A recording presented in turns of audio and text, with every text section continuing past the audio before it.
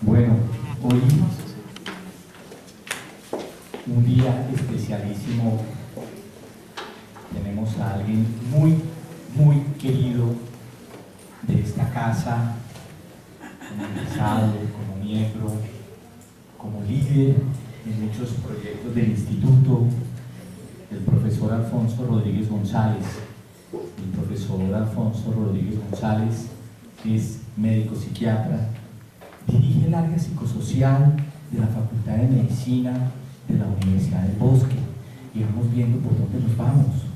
Es también miembro del Consejo Nacional de Salud Mental y miembro del Subcomité de Derechos Humanos de la Asociación Colombiana de Psiquiatría. Terapeuta psicocultural, nos ha acompañado en dinámicas no solamente como docente, como conferencista, sino también ayudándonos a nosotros a, no sé si, ¿cómo es que dicen? Alinear los chakras, estabilizar, poder crecer, poder mirar. El profesor Alfonso Rodríguez González, además, está en la maestría en estudios socioculturales y va a ser nuestro guía en este día también especial que se anticipa un poquito al Día Panamericano del Médico, también al día en que parece que en nuestro ciclo juliano diciembre se vuelve como un deseo de no hacer. Por suerte hoy vamos a hacer, pero gozándonos este viaje en el cual nos vamos de la mano con el profesor Alfonso Rodríguez. Alfonso, quedamos contigo.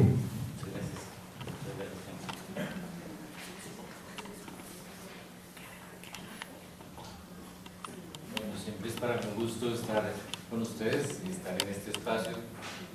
Procuro al menos una vez al año estar, y esta vez quisiera abordar un tema que no es usual. Casi siempre hablo del conflicto armado. Voy a hablar un pedacito muy pequeñito de esto, pero me interesa es transmitirles algunas de las perturbaciones o conmociones que voy teniendo en mi práctica profesional gracias a este señor, Frantz Fanon, que han sido muy saludables para mí.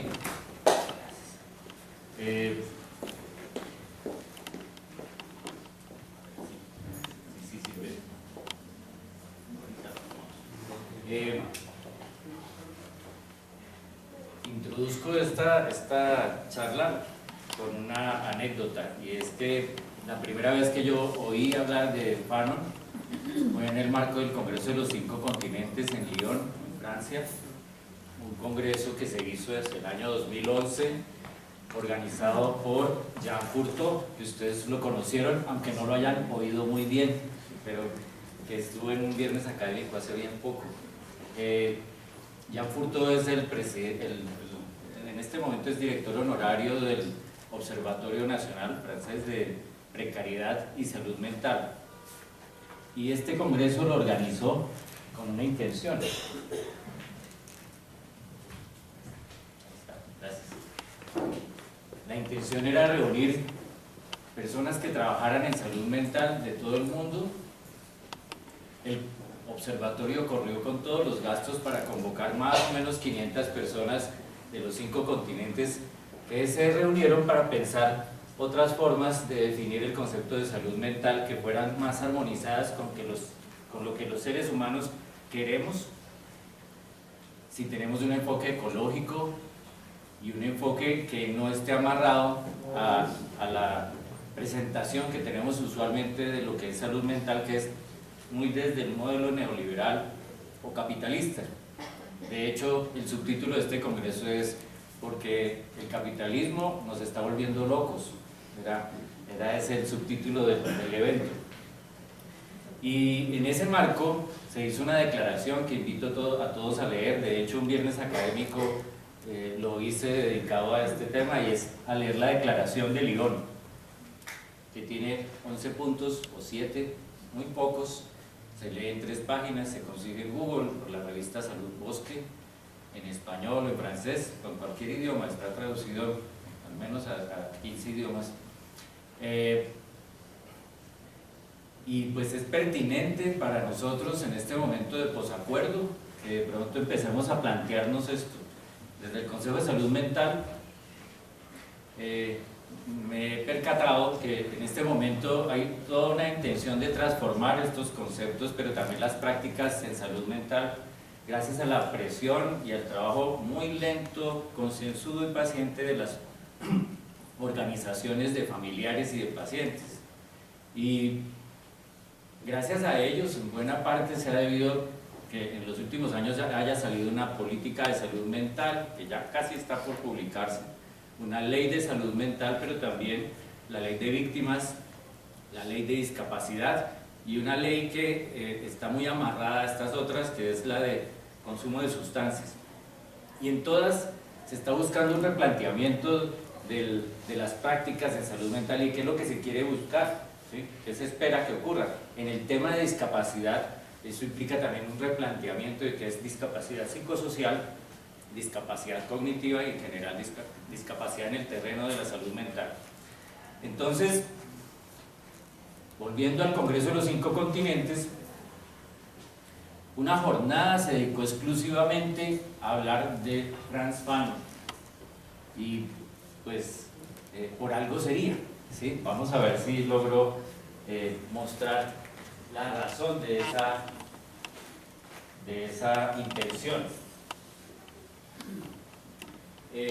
Frantz Fanon en el mundo se conoce como, quizá como psiquiatra, como médico, pero sobre todo se conoce como un promotor de los movimientos de liberación colonial, especialmente en África, y también en los años 60 impactó a los líderes de los movimientos de liberación de las colonias en Asia y en Latinoamérica. Fanon fue negro, eso es bien importante tenerlo en cuenta, ¿sí? Médico psiquiatra, se graduó en Lyon precisamente y muy buen escritor. Él nació el 20 de julio del año 1925 en Martinica, una colonia francesa que por entonces, siendo una isla muy pequeñita, educaba a los jóvenes y a los niños bajo la idea de que eran franceses. Poco a poco Fanon se fue dando cuenta de que había unos más franceses que otros y que él era instruido bajo esa idea de ser francés, pero que frente a los franceses era considerado un martiniqués, ¿sí? Y no francés, sino un colonizado. Él murió en diciembre del año 61 a los 36 años de leucemia en Estados Unidos, pero en esa corta vida transformó mucho las concepciones de cómo volverse humano, qué significaría ser humano. Otra razón por la cual estoy haciendo esta conferencia de hoy es porque me encontré repasando documentos de mi archivo del instituto con la declaración de principios del instituto, y buena parte de esos principios, que son pocos pero muy sustanciosos, hablan de la imperiosa necesidad de que nuestras prácticas sean humanizadas. No solo habla del enfoque biopsicosocial y cultural, sino de cómo nuestra atención debe ser humanista. Los principios humanistas nos rigen. Y entonces Fanon se da cuenta, cuando empieza a ser considerado como un negro no francés necesariamente, que para ser universal, como se planteaba la cultura de entonces, cultura europea, eurocentrismo ilustrado, tendría que blanquearse, tendría que negar su condición de negro. El origen de Fanon es de una madre hija de una indígena africana con un europeo, y su padre era descendiente de esclavos africanos. Ya desde entonces empieza a haber cierta tensión entre lo que él viene siendo respecto a su familia y lo que culturalmente se le estaba solicitando. Fanon, como les decía ya hace un momento, fue decisivo en los movimientos y en la comprensión de cómo opera el colonialismo en la humanidad. y cómo esto se puede articular y decodificar desde un punto de vista político, ideológico y cultural.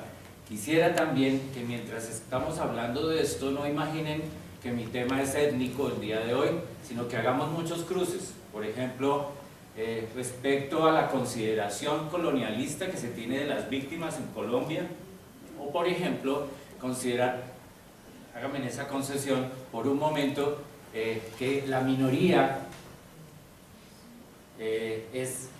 o ese otro son los pacientes enfermos mentales, ¿sí? Un otro que es diferente y que tiene poca voz frente a unos expertos que tienen mucha voz.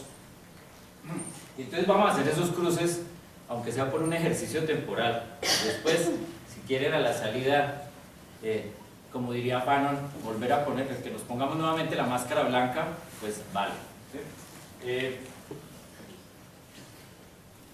En cuanto Fanon escribió, tuvo un impacto muy fuerte en ideólogos argelinos que después promovieron las luchas de liberación de Argelia desde el Ejército de Liberación Nacional Argelino hacia la década de los 60, muy en el furor de la guerra y de la opresión de los ejércitos franceses en Argelia a finales de los 50 y principios de los 60, salió su último libro, ya cuando estaba muy enfermo, que lo voy a citar más adelante nuevamente, entonces no me detengo ahí, pero también Fanon influyó mucho en los movimientos de liberación en Sudáfrica, sobre todo a través de este sujeto llamado Steve Biko, que fue un antecesor de Nelson Mandela e influyó mucho en su pensamiento.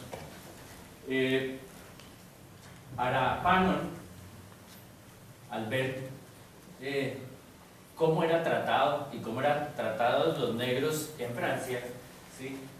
Pensó que la liberación nacional implicaba mucho más que un movimiento de independencia, de asesinar al contrario, ¿sí?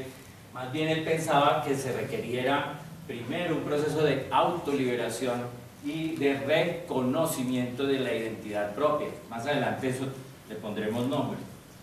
Quiero volver atrás en las épocas en que Fanon era niño, y entonces crece en esa situación escolar donde se le enseña que para tener un pensamiento universal había que estudiar a los autores europeos, hablar como ellos, blanquearse de alguna manera. Imaginémonos nosotros pues blanqueándonos de alguna manera, recitando muy bien el DSM-5 o yendo a hacer estudios afuera para decir yo sí sé lo que vale la pena, ¿sí? Para Fanon fue una primera herida el darse cuenta a los 15 años cuando ocurre la invasión de Alemania a Francia y también a las colonias francesas en el Caribe, que eran tratados como bestias, había violaciones, masacres innumerables, y él se da cuenta entonces ahí cómo es que operan los colonizadores y los victimarios frente a las víctimas, ¿sí? Sin piedad, pero también a través de esas formas físicas y materiales de exterminio del otro, pero cada vez de manera más efectiva a través de la colonización cultural, porque posterior a eso venían procesos de inculturación que yo ahorita voy a volver a tocar. Lo cierto es que a raíz de esas experiencias muy violentas, de las cuales es testigo Fanon y sobrevive a ellas, hacia los 15 años le ocurre esto. 3 años después, en 1943, Fanon decide ingresar a las filas de los ejércitos aliados y combate con fiereza y es muy efectivo, y siempre lo mandan por negro a la frontera, ¿cierto? Es donde, al sitio más peligroso, allá lo mandaban con su grupo étnico. Y le va tan bien que se gana la medalla de la Cruz de la Guerra, una distinción muy importante ya al cabo o sea, a puertas de la finalización de la guerra. El 25 de agosto del año 44, poco tiempo después de haber sido condecorado, él estaba listo para participar en el desfile de la victoria y llaman solamente a los blancos franceses. Dicen ustedes no pueden participar de este desfile. Ya habían pasado los ejércitos franceses y los aliados el Rin y la guerra estaba ganada. Y en esa marcha solo participan blancos. Y entonces la consideración que hace Franz Fanon es que hay un blanqueamiento de los ejércitos aliados. Ahí empieza a conceptualizar un poco ese tema de cómo se blanquea la cultura, cómo se blanquean los sujetos. Muy ofuscado con eso, y esa es una segunda herida. Después del trauma de los 15 años, Fanon decide quedarse en Lyon y empezar a estudiar medicina y posteriormente psiquiatría.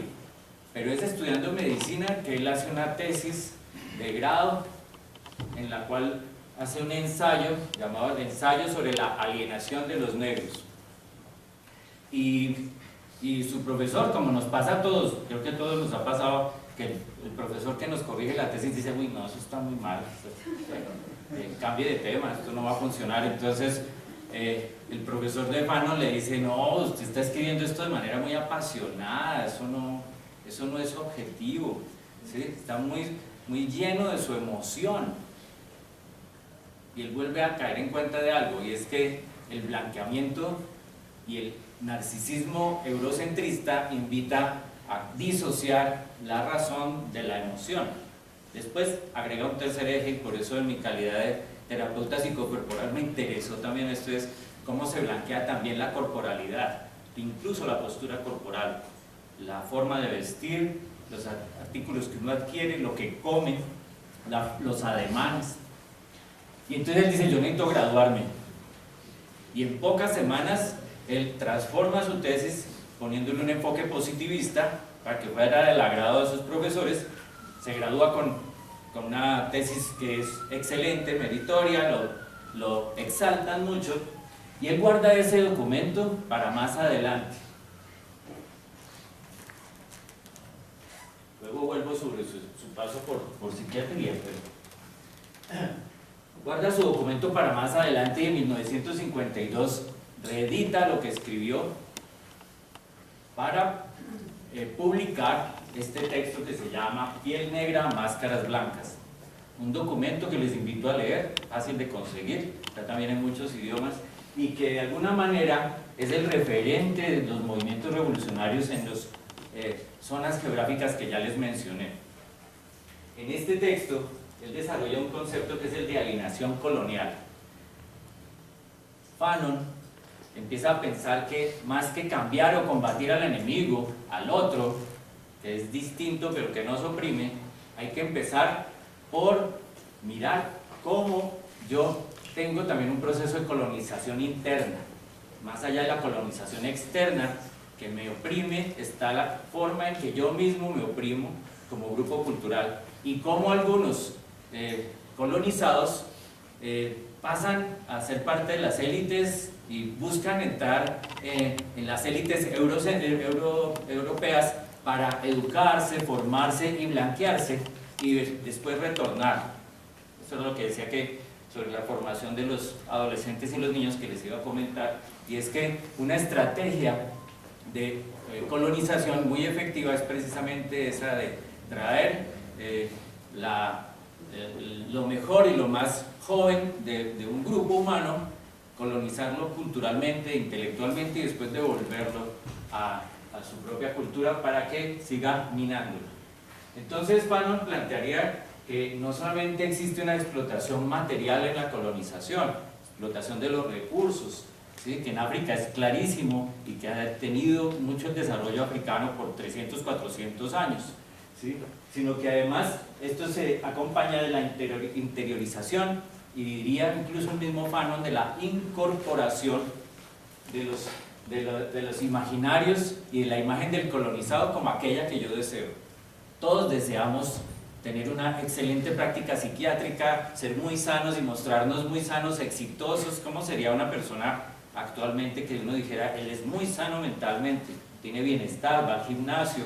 ¿Cuáles son sus hábitos? ¿Qué viste? ¿Cómo habla? ¿Qué tipo de relaciones amorosas tiene? De hecho, Fanon plantea que una forma de blanqueamiento sería un negro enamorarse de una blanca que me produzca un amor blanco, que me genere reconocimiento y me blanquee de alguna manera. Podamos tener una relación muy blanca, ¿sí? Entonces, Fanon diría además que esa destrucción identitaria siempre está atravesada por una destrucción cultural.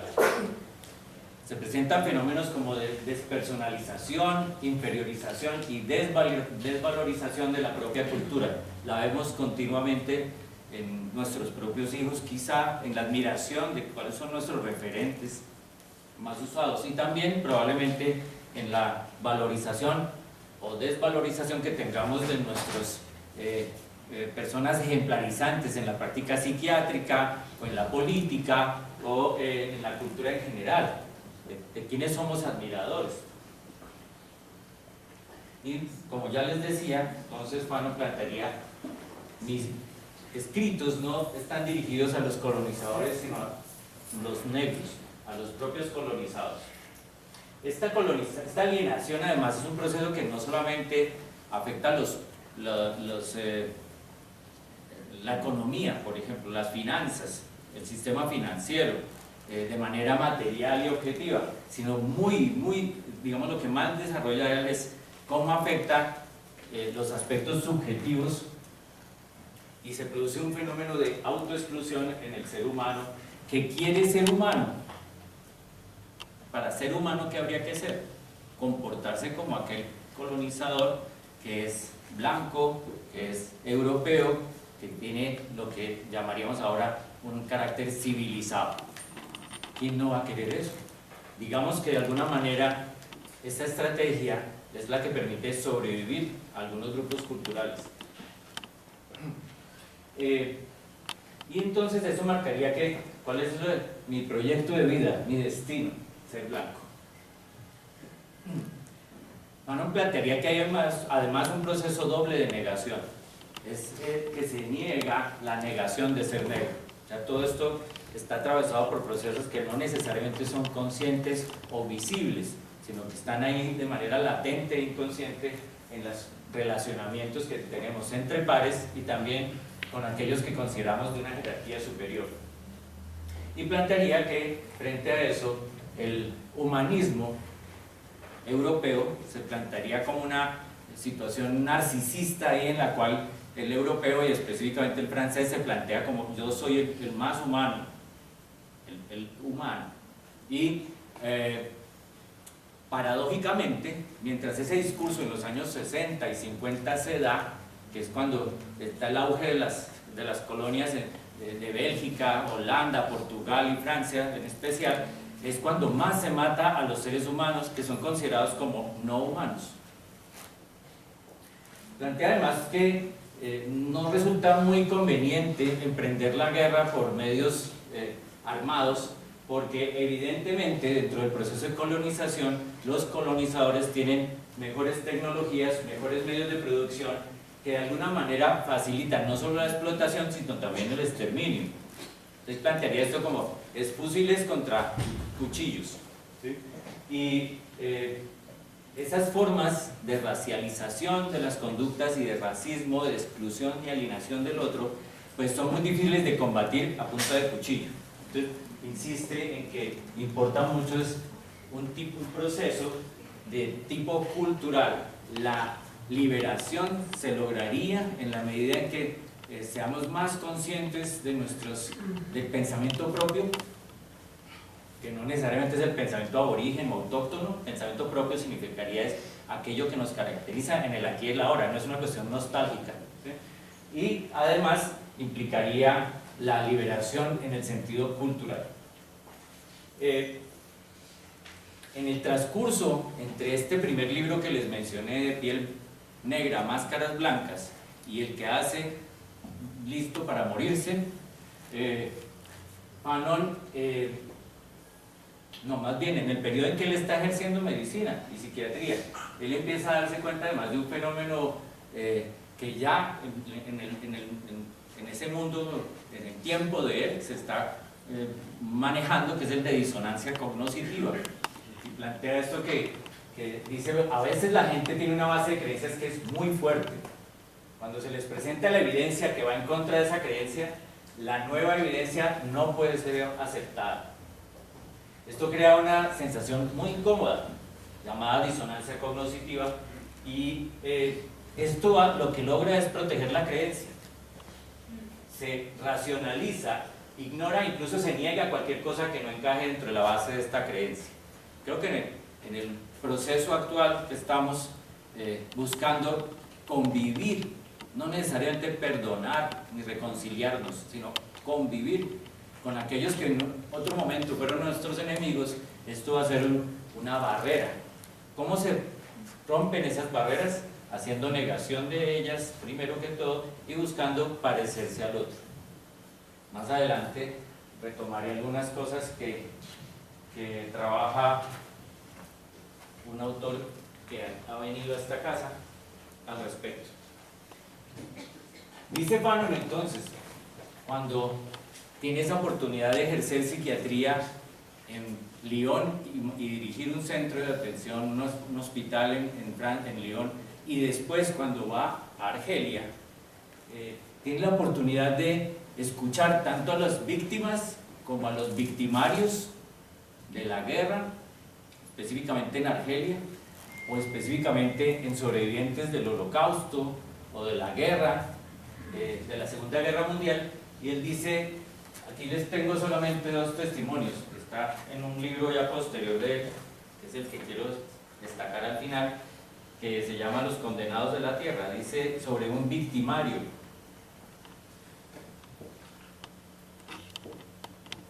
Dice que él iba a consulta con él, y este victimario, un militar, le decía, él sabía perfectamente que sus trastornos psíquicos eran provocados por lo que hacía en las salas de interrogatorio, aunque trataba de rechazar globalmente su responsabilidad. Como no pensaba dejar de torturar, me pidió sin ambajes que como psiquiatra lo ayudara a torturar a los patriotas argelinos, sin remordimientos de conciencia, sin trastornos de conducta, con serenidad. Esto me suena un poco como a Eichmann en Jerusalén, el libro de Hannah Arendt, cuando habla del mal banal. Este sujeto Eichmann, él sentía que estaba haciendo su trabajo y lo hacía bien. Él no tenía una consideración moral y la estaba negando. Dice ya no respecto a un paciente, sino victimario, sino a la hija de un victimario que tiene Fanon como paciente. Dice, el entierro me repugnó. Todos esos oficiales que venían a llorar por la muerte de mi padre, cuyas altas cualidades morales habían conquistado a la población indígena, me producían náuseas. Todo el mundo sabía que era falso. Nadie ignoraba que mi padre dirigía los centros de interrogatorio de toda la región. Todos sabían que el número de muertos de la tortura era de 10 diarios y venían a contar mentiras sobre la devoción, la abnegación, amor a la patria, etc. Debo decir que ahora las palabras para mí no tienen ningún sentido o no tienen mucho. Esto que escribe Fanon ya hacia el año 61 dice mucho de muchos procesos que puede uno encontrar cuando está frente a un victimario, actor armado de la guerrilla, paramilitarismo, del ejército o de las víctimas. Tienen estos conflictos donde lo que no solamente se presenta es el trauma, sino también la desconfiguración de los sistemas de creencias básicos en sí mismo, en los demás y en el futuro, o en creer que hay un mundo posible. De tal forma que yo imagino que los profesores que me han enseñado a mí sobre atención a víctimas se han leído muy bien a Fanon, en especial Jean Furtó. ¿Sí? Bueno, en el año 61 sale este libro, Los Condenados de la Tierra, también muy recomendado para ustedes, cuyo prólogo casi que es un libro, es el prólogo de Jean-Paul Sartre. Hago un paréntesis, en Lyon Fanon aprovechó no solo para ejercer psiquiatría, sino para encontrarse con lo mejor de la intelectualidad francesa. Él tuvo contacto, entre otras personas, con Jean-Luc Nancy, con el cual empezó a pensar la fenomenología y el tema de la corporalidad y cómo se incorporan también estos fenómenos culturales, pero también del sufrimiento en los cuerpos, en los sujetos. Y muy en particular con Jean-Paul Sartre y con Simone de Beauvoir. En el caso de Jean-Paul Sartre, Él comienza su prólogo con esto que me permito leer para aquellos que estén muy lejos. No hace mucho tiempo la Tierra estaba poblada por 2.000 millones de habitantes, es decir, 500 millones de hombres y 1.500 millones de indígenas. ¿Sí? Ahí ya se ve a propósito una crítica sarcástica a este fenómeno que todavía se presenta acá. ¿Sí? En Colombia eso es clarísimo. Los primeros disponían del verbo, los otros lo tomaban prestado.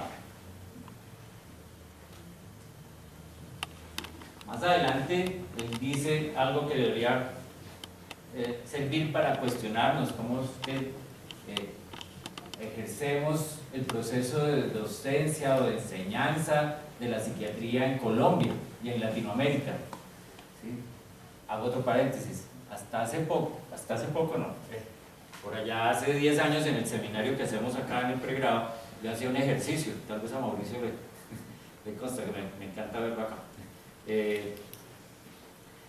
Pero un ensayo que me entregaron muy bueno sobre una pregunta que yo les hacía fue el de Enver Stephen, todavía lo tengo guardado.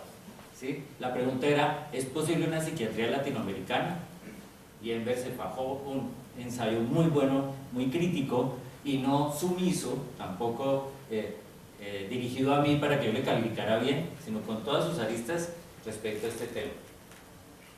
Pero es una pregunta que se han hecho muchos profesores de nosotros, como Humberto Rosselli, entre otros. Entonces dice Jean-Paul Sartre acá, la élite europea se dedicó a fabricar una élite indígena. Se seleccionaron adolescentes, se les marcó en la frente, con hierro candente, los principios de la cultura occidental. Se les introdujeron en la boca mordazas sonoras, grandes palabras pastosas que se adherían a los dientes. Tras una breve estancia en la metrópoli, se les regresaba a su país, falsificados. Esas mentiras vivientes no tenían ya nada que decir a sus hermanos. ¿Qué dice la psiquiatría respecto al conflicto armado? ¿Cuáles son sus propuestas?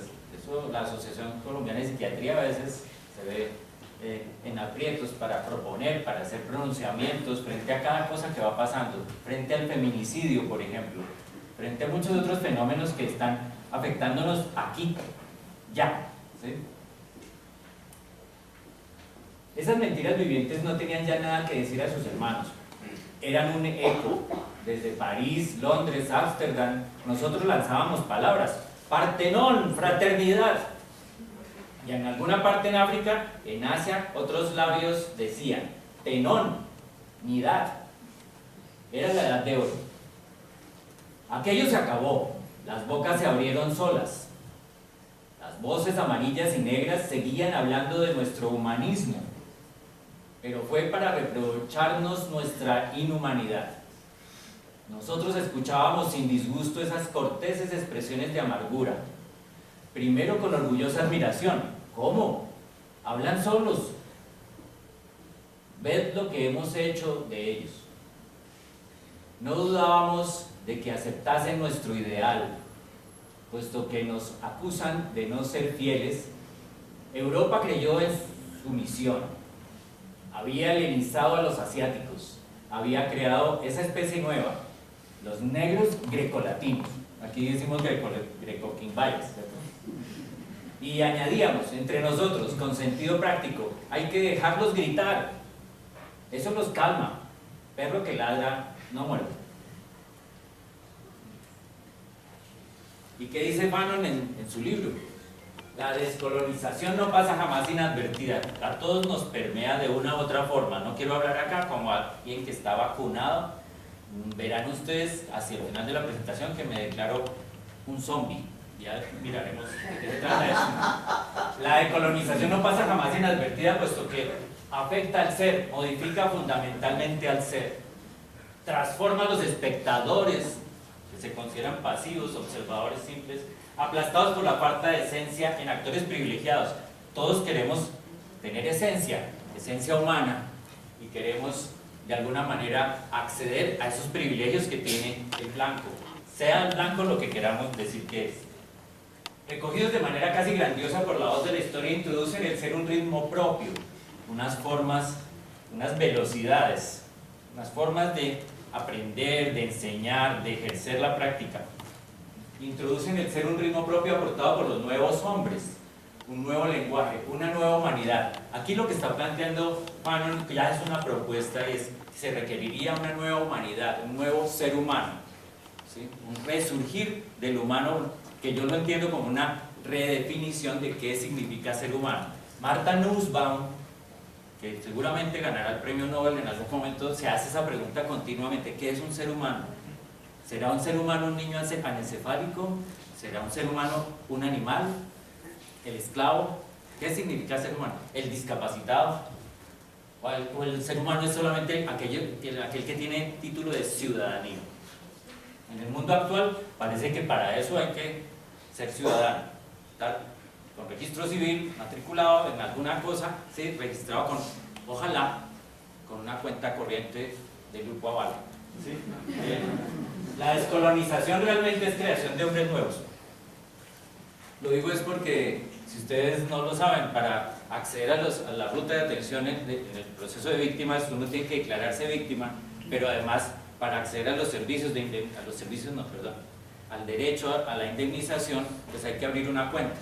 Entonces lo primero que hacen es darle su tarjeta y ser registrados. Todos existimos en la medida que estamos endeudados.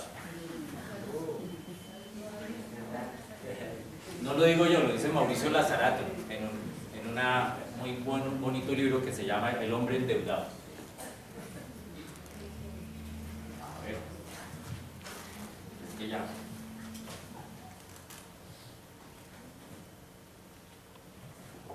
Bueno, frente a eso, ¿cuáles son las resistencias? Este es un trabajo muy bonito que está adelantando Beatriz Arias, docente de la maestría en salud mental comunitaria en la Universidad del Bosque, pero también profesora de enfermería en la Facultad de Antioquia, de enfermería de la Universidad de Antioquia, perdón. Ella está trabajando, por ejemplo, este cuadro de la derecha, ella me ha autorizado que los ponga así, no hay problema.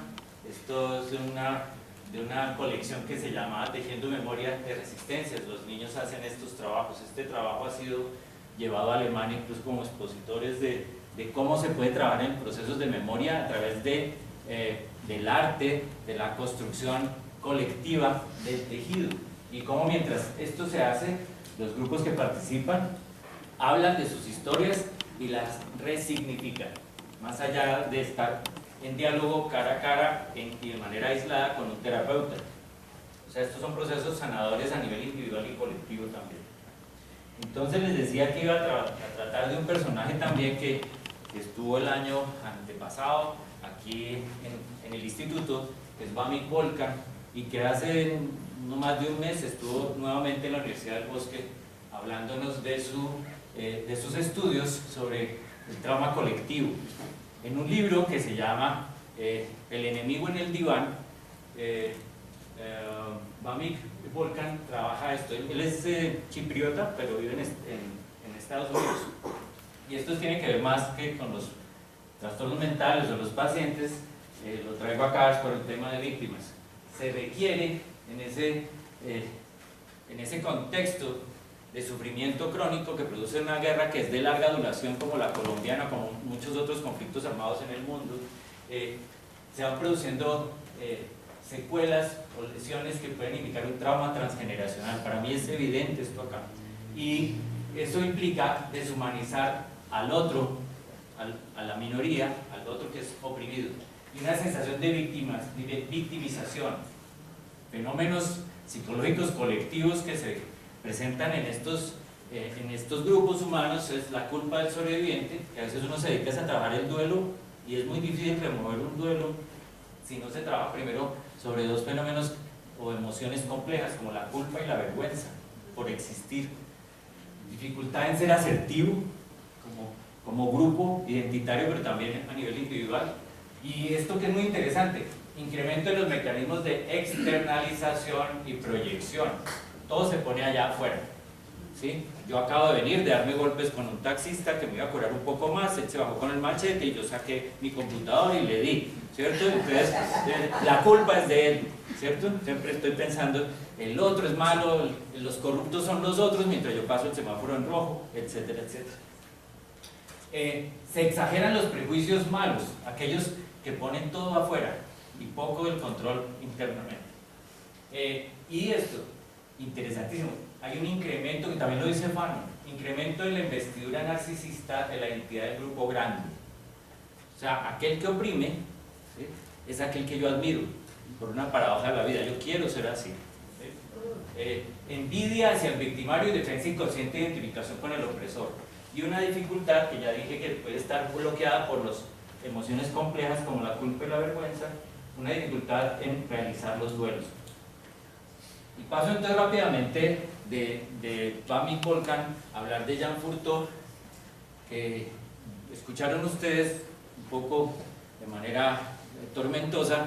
Él pide disculpas porque es muy consciente que no fue lo mejor, pero tuve la oportunidad de estar hablando con él, volándome de las conferencias del Congreso Nacional de Psiquiatría, porque estaba en Medellín. Y me siento yo a hablar con él y empieza a decirme, yo soy un psiquiatra mestizo. Y yo, pero usted es muy francés, ¿cómo va a simular eso? ¿Quién aquí no es mestizo? De alguna manera u otra, ¿sí? Incluso podría ir más allá, todos tenemos un origen negro, de alguna manera, ¿sí? Y nos hemos ido blanqueando, mezclando. Y para ser un buen psiquiatra, él plantea lo siguiente, hay que volverse un psiquiatra mestizo, hay que salirse de la ruta, del estándar, del proceso, haga este paso, siga el paso 3, o como nos enseñan también quienes nos hacen talleres todos los fines de semana, de cuánta cosa de excitología hay, de los chakras que mencionaba Henry ahorita, cosas para estar bien y estar muy blanqueados. Siempre nos plantean, ya paso el módulo 1, ahora pague otro plática y haga el módulo 2 y va a estar mejor, va a ser más feliz. Él dice, sálgase de esa ruta y escape del procedimiento. Yo sé que todos aquí tenemos unas buenas prácticas y unas mejores formas de hacer las cosas, hay formas que no conviene hacer y eso lo enseñamos a nuestros alumnos, pero uno se admira y reconoce un buen alumno cuando se escapa del procedimiento y dice, y además hice esto, ¿sí? Y ahí están los momentos de verdad donde se producen cambios, ¿sí? La vida es contingente, no tiene estándares, la vida. Ya en teoría de complejidad se plantearía así, la muerte es ordenada, la vida es desordenada, fluctúa entre orden, desorden, y entonces es contingente. Si nosotros queremos abrir todas las puertas con la misma llave, que yo sé de psicoterapia tal, eso es lo que le aplico a todos, seguramente tendremos muchos fracasos. Y es muy importante esto, ¿sí? Crear espacios seguros para generar confianza, espacios seguros entendamos no solamente amenazas externas, sino que yo me ponga como una persona, un interlocutor no amenazante frente al otro. El vínculo comprometido es muy importante y es cuando Furtó diría, comprometido es que yo le voy a hacer buena magia. Furtó se enloqueció, se volvió muy hippie, ¿no? ¿Sí? Yo no tendría problema que lo escuchara esto, le daría mucha risa y decir, sí, además me volví animista, diría. Yo lo que pienso es que los psiquiatras, y eso lo escuchaba yo mucho hace 35 años acá, los psiquiatras somos herederos de chamanes, de brujos, ¿sí? Y de alguna manera esto es prometerle al otro que yo lo voy a llevar a un buen destino, le voy a hacer buena magia, no mala magia, ¿sí? Y entonces eso implicaría el círculo comprometido. Los pacientes se dan cuenta cuando uno no está en esa relación de manera comprometida, porque bostezó, porque estuvo solamente en el celular, escribiendo en el computador, por cosas corporales, pero también por cosas que tienen que ver con, ¿cómo me dijo usted? Ya le había dicho que a mí se me murió mi mamá, ¿cómo me preguntó otra vez por enésima vez esto? Y mucho de la práctica entonces se da en ese acogimiento del sufrimiento, pero también del reconocimiento propio y del otro.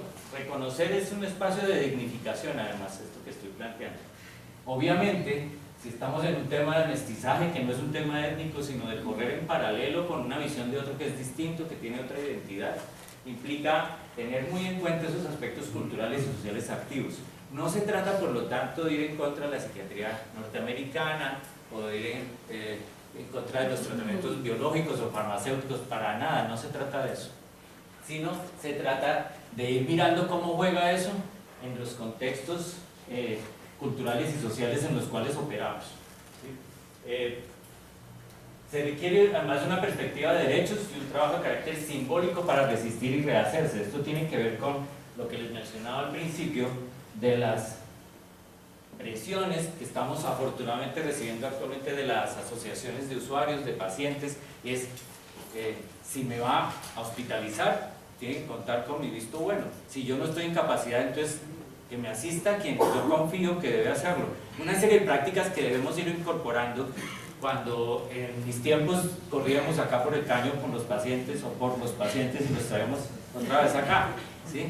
Ya cada vez es menos útil eso porque cada vez se acude más a la persuasión y a otros mecanismos que pueden ser violatorios de los derechos, pero bajo un discurso de yo respeto sus derechos, que venga para acá, o realmente de manera práctica respecto a reconocer que el otro tiene derecho a opinar y a plantear cuáles son sus realidades y qué entiende por estar mejor. Entonces Foucault dice, bueno, ¿qué sería un pensamiento mestizo? Y por lo tanto decolonial, ¿sí? No opuesto al imaginario del opresor, sino paralelo, que corra paralelo. Es algo que va más allá de lo biológico y lo étnico, entenderse como un saber menor, probablemente, subalterno quizá, ¿sí? Indica mezclarse más que hacer un pensamiento, tener unas prácticas de sincretismo o eclécticas, no se trata de eso, se trataría como, diría Foucault, como las buenas parejas, ¿sí? Hombre y mujer que se aman mucho pero no se fusionan necesariamente, corren paralelos, ¿sí? Y con identidades que son fluidas, ¿sí? Esto más que juxtaposición es ese paralelismo que decía. Y los psiquiatras tendríamos que ir en ese camino sin temor a perder la identidad y entendiendo que se requiere pasar por muchas identidades diferentes para poder tener una práctica exitosa, sin miedo a perderse en el camino, o sea, con identidades provisionales. De alguna manera todo eso se resume en lo siguiente: estar presente, estar ahí, a la escucha, en un proceso reflexivo, que no es de reflexión cognoscitiva. Volvemos a Fanon. Si se disocia la razón del afecto, ¿sí? La tendencia es que yo no quiero dejar remover mis creencias y me arraigo en la razón, o para blanquearme o para sobrevivir. Hay que dar cabida a los afectos también, para que los afectos del otro y los propios, para que realmente se entre en una relación de comprensión. Y muy importante para los que estamos queriendo llevar al paciente al buen destino, o a las comunidades, cumplir la palabra. Y si no se puede cumplir, explicar por qué no se pudo cumplir. Intersubjetividad en este campo es la herramienta. O sea, el espacio de trabajo está en lo intersubjetivo, no solamente aquí o allá. Y se habla muy desde la emoción y desde el cuerpo. Creo que para aquellos que ya tienen el hábito no solamente de trabajar con lo que el otro dice, sino qué es lo que hace cuando lo dice, cómo se mueve su cuerpo, cómo se mueven los familiares alrededor de esas cosas que pasan o que se entienden como problemáticas, se entenderá que esto es muy importante. Estas imágenes son repetidas del congreso. Llevé estas imágenes, son de un curso que hacemos en la universidad en teatro terapéutico. Por acá ando yo, espaldas, pero bueno. Es trabajar con técnicas de teatro y técnicas psicocorporales también para procesos colectivos de transformación social, pero también psicológica, o psicosocial diríamos ahorita. Eso es estar presente. Dice acá, estar dispuesto. Y estar dispuesto a enamorarse de lo que el otro dice. Hacer propio lo que no es mío. ¿Sí?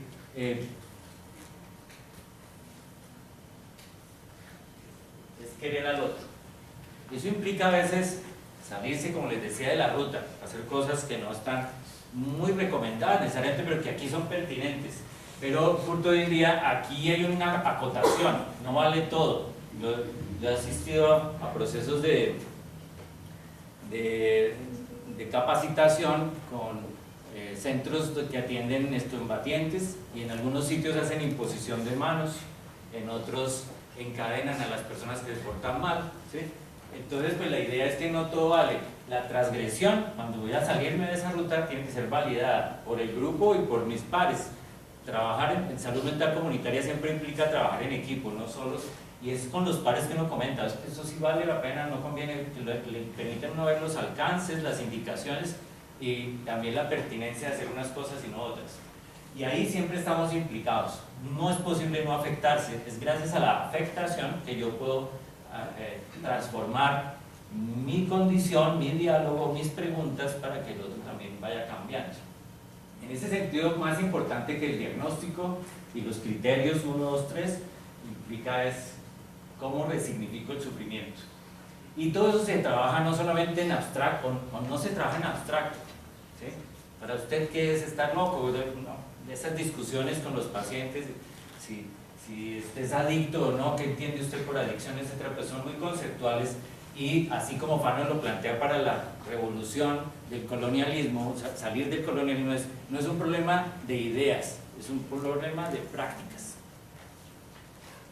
en las cuales no solo se trabaja desde la carencia, sino sobre todo desde el recurso, desde la capacidad. Y Foucault me explica una cosa que me pareció muy poética. ¿Se acuerdan que cuando hablaba del psiquiatra que mencionó ahorita de chipriota, Volkan, Vladimir Volkan, él decía, hay una tendencia a identificarse con el gran grupo, o sea, con el victimario. Foucault dice, no, es que nos debemos identificar con el gran grupo. El gran grupo de nosotros es nuestros ancestros, las personas con las que vivimos y los que están por vivir. Me pareció hermosa imagen de cómo ir hacia la paz, hacia un posconflicto. Es cuando respetemos los que ya se fueron, tengamos relaciones de convivencia con los que están en este momento aquí, ¿sí? En un ambiente ecológico, sostenible y amable, y pasemos también a considerar qué mundo le queremos dejar a los que no han venido todavía, pero que están por venir. Esa pregunta además me la hago mucho ahora que hace 2 meses por primera vez soy abuelo. Entonces veo a mi nieta y digo, ¡ay! ¿Qué mundo queremos dejarle? Me siento muy comprometido moralmente a dejarle un mundo distinto, ¿sí? Y entonces, ¿cómo se hace el mundo distinto? Pues Foucault diría, bueno, como hacen los aztecas, o hacían, ¿sí? Matan al enemigo y se comen el corazón del más fuerte, de aquel que admiran. Hacen una antropofagia, comerse el corazón del otro para adquirir su fuerza, ¿sí? Como enamorarse del pensamiento del otro para poder entrar en ese diálogo sin perderse en la tarea, sin perder las identidades en las cuales yo pueda fluctuar. Y eso es tener un pensamiento caníbal. Gracias a eso me puse a leer dónde es que se promociona sobre todo el pensamiento caníbal. Es en Brasil, desde hace un poco más de 100 años, con un escrito que también se consigue fácil, que les invito a leer, que se llama El Manifiesto Antropofágico, de Oswald de Andrade. Y entonces él plantea que eso ocurre. De Andrade en su manifiesto dice, como en el segundo párrafo, no quiero nada que sea mío, todo lo que vale la pena es lo que no es mío.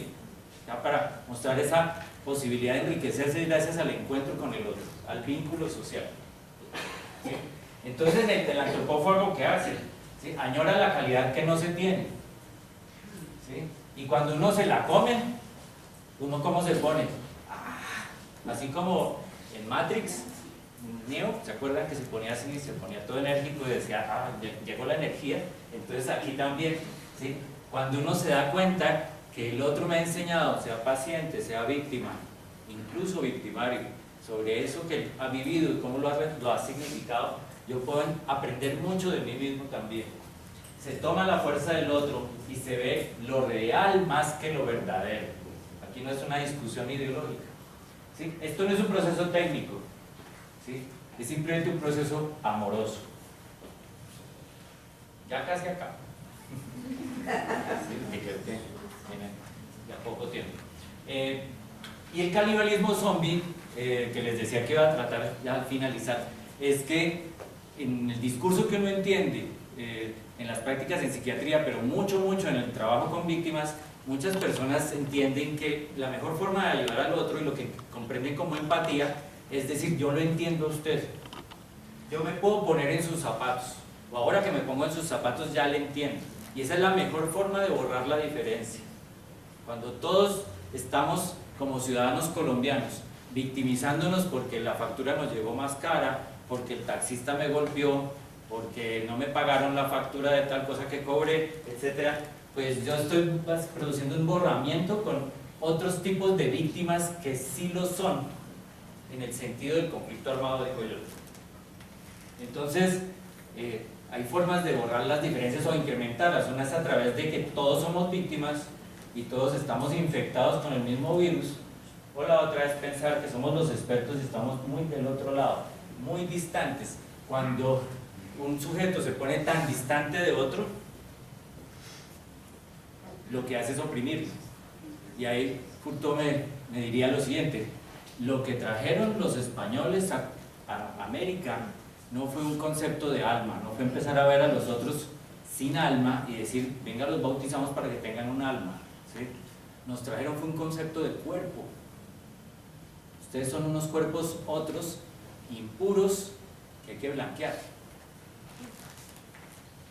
Para finalizar, entonces, un montón de preguntas que definitivamente yo no tengo las respuestas, o sea que espero que ahorita, si hay preguntas, no tengan que ver con esto, ¿sí?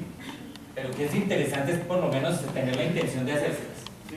¿Quiénes son los expertos en las relaciones con los pacientes? ¿Sí? ¿Quién serán los expertos con las víctimas? ¿Sí? Con ese otro que sufre, ¿sí? ¿Cómo se configura la identidad del enfermo mental? Bajo todo lo que he dicho, ¿qué preguntas o qué respuestas tentativas voy a tener sobre esto? Hay diferentes tipos de sujeto, paciente, hay unos mejores que otros, o diferentes en un sentido jerárquico. Estas categorías y las que me configuran como experto también o como profesional, ¿son móviles o son estáticas? Cuando uno tiene un pariente además que está en tratamiento psiquiátrico o que ha estado en una clínica psiquiátrica, uno se hace estas preguntas muy rápidamente, ¿sí? ¿Qué hago yo acá? Si soy psiquiatra me están diciendo, oiga, el señor pariente está hospitalizado, ¿sí? Esto le cambia a uno una identidad que uno creía muy consolidada. ¿Cómo son los pacientes con enfermedad mental o los pacientes, las víctimas? ¿Qué afectos tienen? ¿Qué hacen? ¿Sí? ¿Nos hacemos esas preguntas? ¿Cómo se enuncian y qué se dice acerca de ellos? ¿Por cuánto tiempo lo hacemos? ¿O reproducimos la historia clínica de este que lleva 30 entradas desde hace 30 años y usamos de ahí esto para construir una verdad y seguir en las mismas prácticas? ¿Qué efectos tiene hacerse estas preguntas para las prácticas de psiquiatría? ¿Sí? Y ya en un sentido social, o en un sentido de salud mental comunitaria, mis prácticas, ¿qué sujetos produce y reproduce? ¿Responde esto a los derechos? ¿Se atiene a los contextos reales donde las personas viven o están en ambientes artificiales? ¿Protegen el vínculo social? Más allá de la curación, ya apuestan a esto que es un concepto que también les invito a leer. Incluso está en la Constitución boliviana, el summa camaña, el summa causae, ¿sí? La apuesta por el buen vivir. Y cierro nuevamente con Fanon, ¿sí? No se trata solo de racismo, sino del uso de la máscara que hacemos. ¿Cuáles máscaras nos ponemos y para qué efectos? Y él dice una frase ya al final de su vida: oh, mi cuerpo, hazme siempre un hombre que cuestiona. Él siempre fue amante del pensamiento crítico y con esto quiero cerrar y muchas gracias por su atención.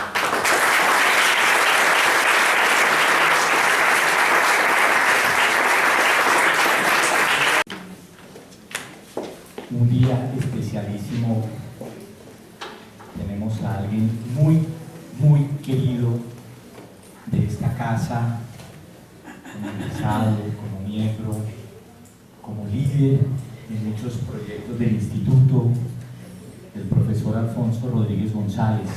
El profesor Alfonso Rodríguez González es médico psiquiatra, dirige el área psicosocial de la Facultad de Medicina de la Universidad del Bosque, y vamos viendo por dónde nos vamos.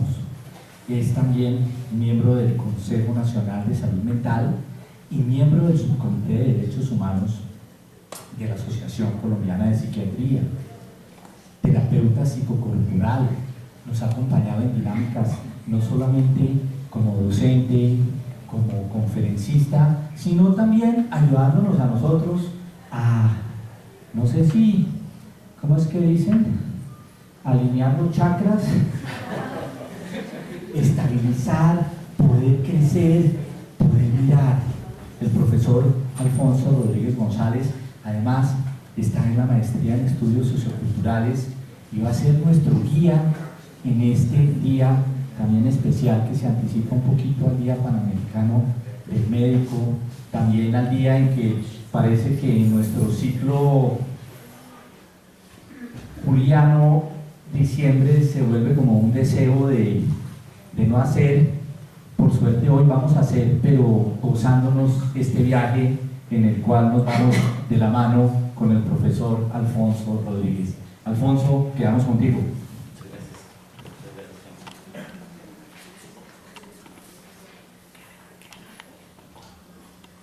Bueno, siempre es para mí un gusto estar con ustedes y estar en este espacio.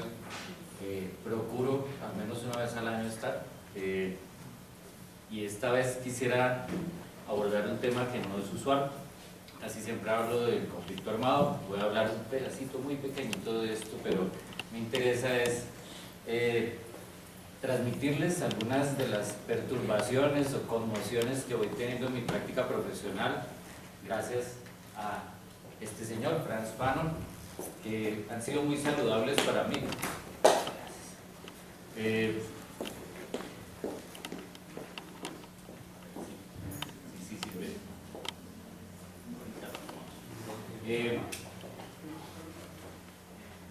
Introduzco esta charla con una anécdota, y es que la primera vez que yo oí hablar de Fanon fue en el marco del Congreso de los 5 Continentes en Lyon, en Francia, un congreso que se hizo desde el año 2011, organizado por Jean Furto, que ustedes lo conocieron, aunque no lo hayan oído muy bien, pero que estuvo en un viernes académico hace bien poco. Jean Furto es en este momento es director honorario del Observatorio Nacional Francés de Precariedad y Salud Mental. Y este congreso lo organizó con una intención. Gracias. La intención era reunir personas que trabajaran en salud mental de todo el mundo. El observatorio corrió con todos los gastos para convocar más o menos 500 personas de los 5 continentes que se reunieron para pensar otras formas de definir el concepto de salud mental que fueran más armonizadas con lo que los seres humanos queremos, si tenemos un enfoque ecológico y un enfoque que no esté amarrado a la presentación que tenemos usualmente de lo que es salud mental, que es muy desde el modelo neoliberal o capitalista. De hecho, el subtítulo de este congreso es porque el capitalismo nos está volviendo locos. Era ese el subtítulo del evento. Y en ese marco se hizo una declaración que invito a todos a leer. De hecho, un viernes académico lo hice dedicado a este tema, y es a leer la Declaración de Lyon, que tiene 11 puntos o 7, muy pocos. Se lee en 3 páginas, se consigue en Google por la revista Salud Bosque, en español o en francés, con cualquier idioma, está traducido al menos a 15 idiomas. Y pues es pertinente para nosotros en este momento de posacuerdo que de pronto empecemos a plantearnos esto. Desde el Consejo de Salud Mental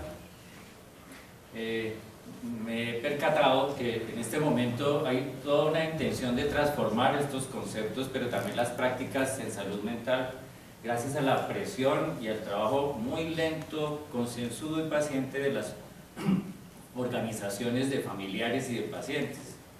Y gracias a ellos, en buena parte se ha debido que en los últimos años haya salido una política de salud mental, que ya casi está por publicarse, una ley de salud mental, pero también la ley de víctimas, la ley de discapacidad, y una ley que está muy amarrada a estas otras, que es la de consumo de sustancias.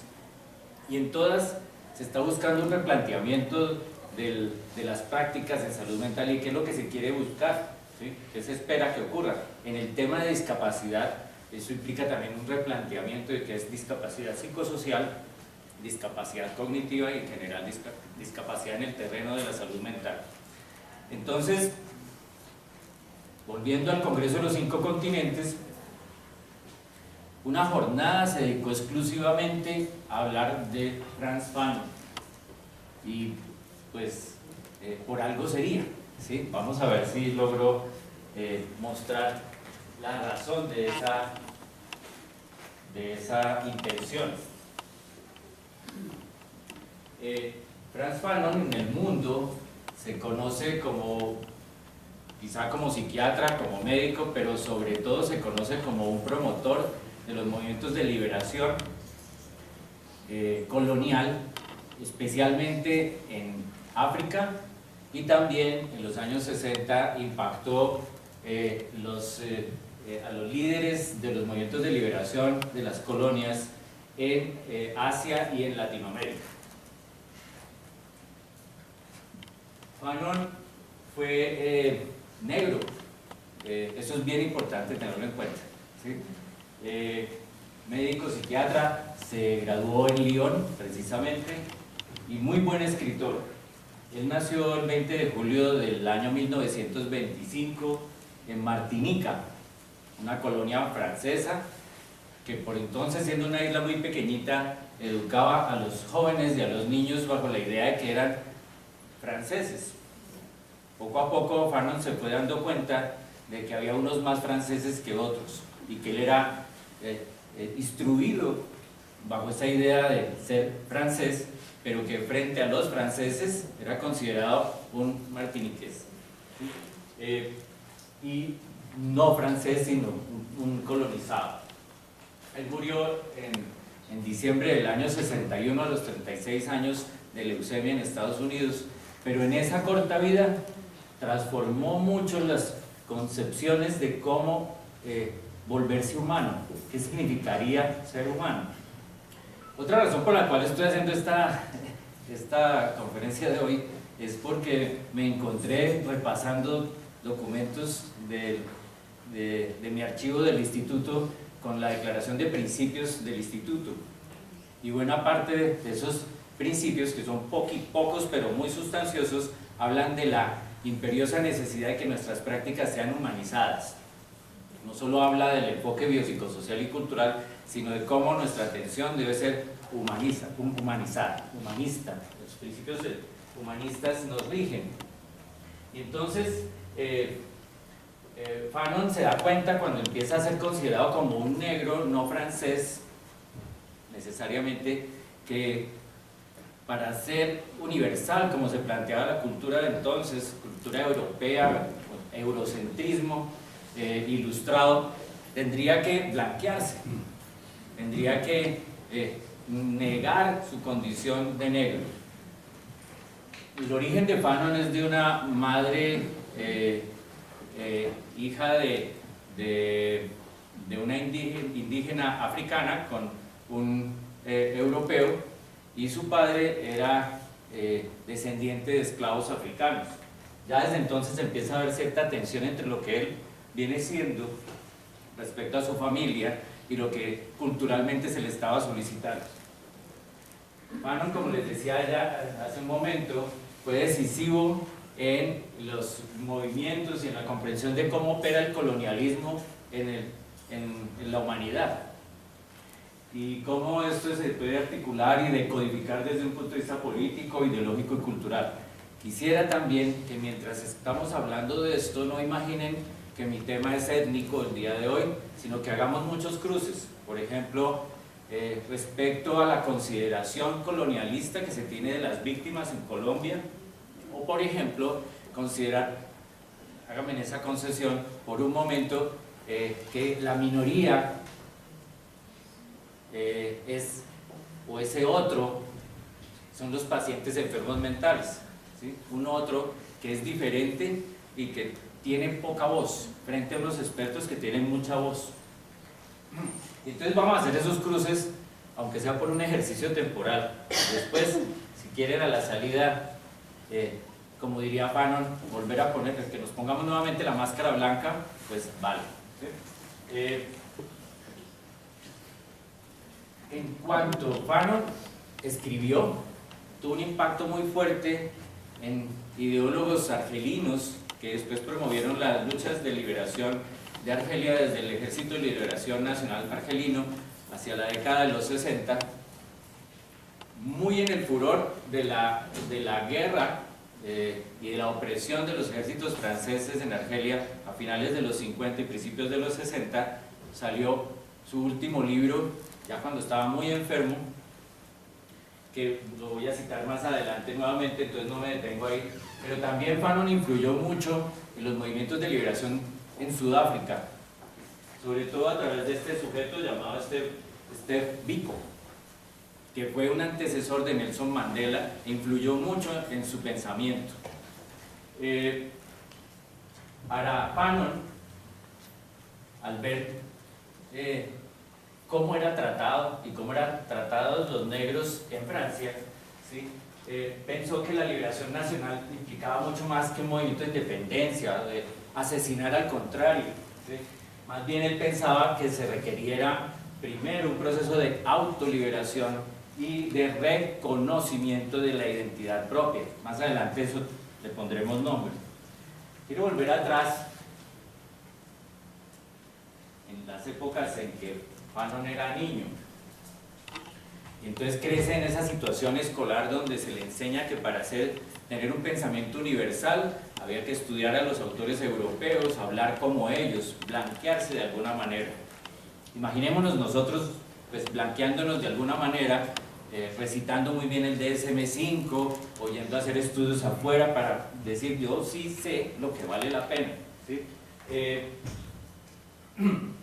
Para Fanon fue una primera herida el darse cuenta a los 15 años cuando ocurre la invasión de Alemania a Francia y también a las colonias francesas en el Caribe, que eran tratados como bestias, había violaciones, masacres innumerables, y él se da cuenta entonces ahí cómo es que operan los colonizadores y los victimarios frente a las víctimas, ¿sí? Sin piedad, pero también a través de esas formas físicas y materiales de exterminio del otro, pero cada vez de manera más efectiva a través de la colonización cultural, porque posterior a eso venían procesos de inculturación que yo ahorita voy a volver a tocar.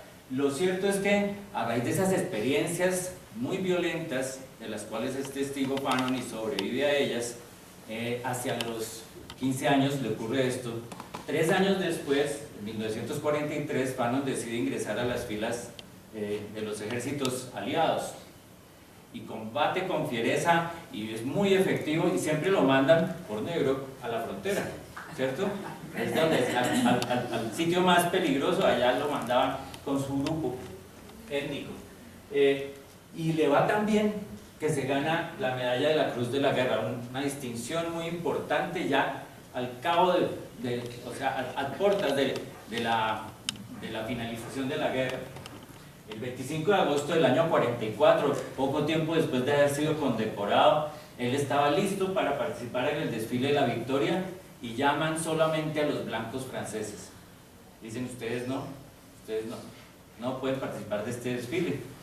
Ya habían pasado los ejércitos franceses y los aliados el Rin y la guerra estaba ganada, y en esa marcha solo participan blancos. Y entonces la consideración que hace Frantz Fanon es que hay un blanqueamiento de los ejércitos aliados. Ahí empieza a conceptualizar un poco ese tema de cómo se blanquea la cultura, cómo se blanquean los sujetos. Muy ofuscado con eso, y esa es una segunda herida. Después del trauma de los 15 años, Fanon decide quedarse en Lyon y empezar a estudiar medicina y posteriormente psiquiatría.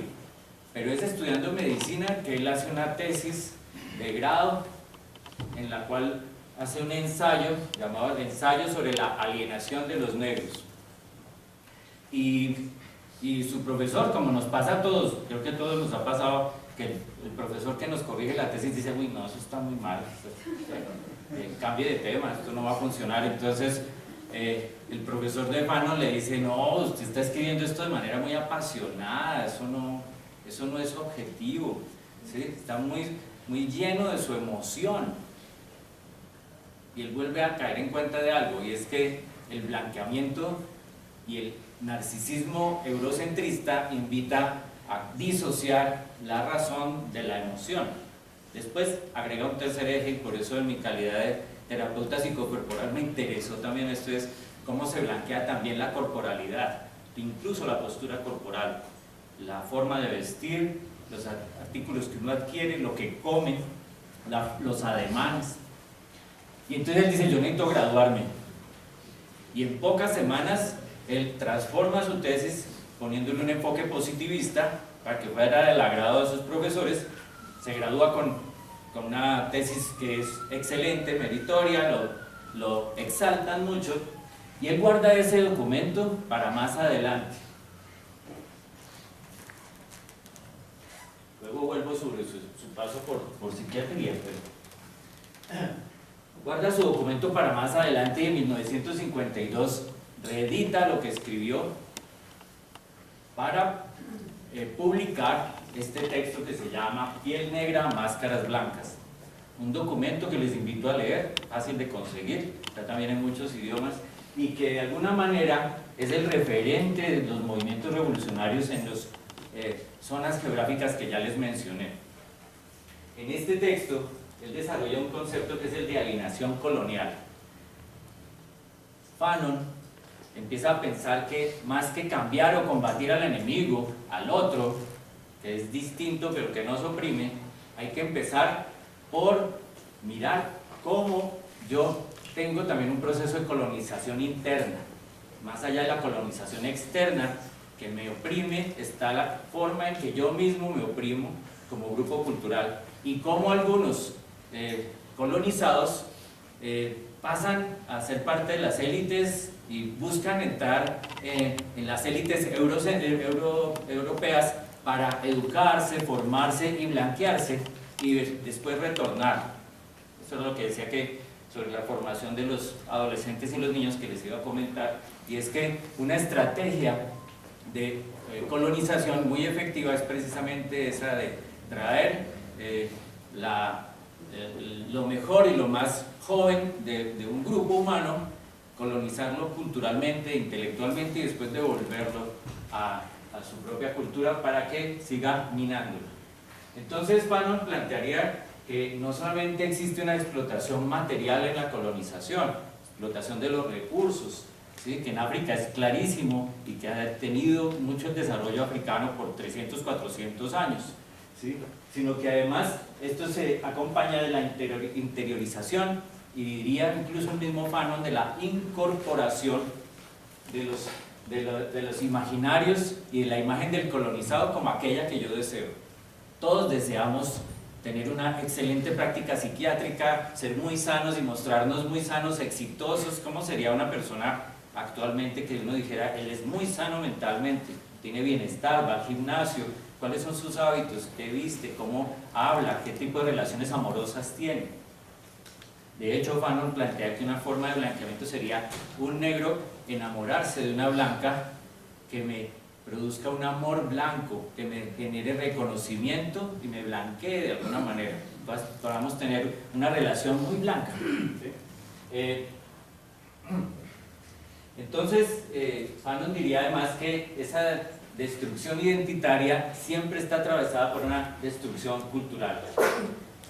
Se presentan fenómenos como de despersonalización, inferiorización y desvalorización de la propia cultura. La vemos continuamente en nuestros propios hijos, quizá en la admiración de cuáles son nuestros referentes más usados, y también probablemente en la valorización o desvalorización que tengamos de nuestras personas ejemplarizantes en la práctica psiquiátrica o en la política o en la cultura en general.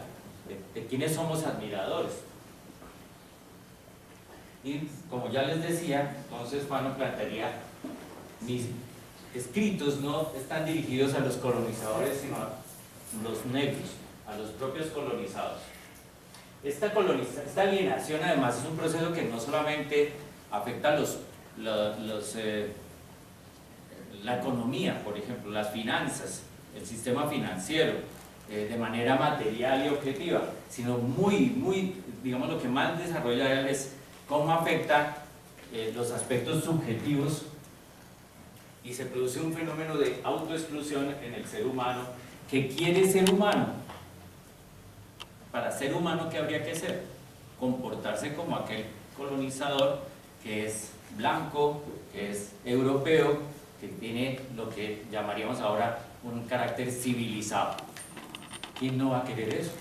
Digamos que de alguna manera esta estrategia es la que permite sobrevivir a algunos grupos culturales.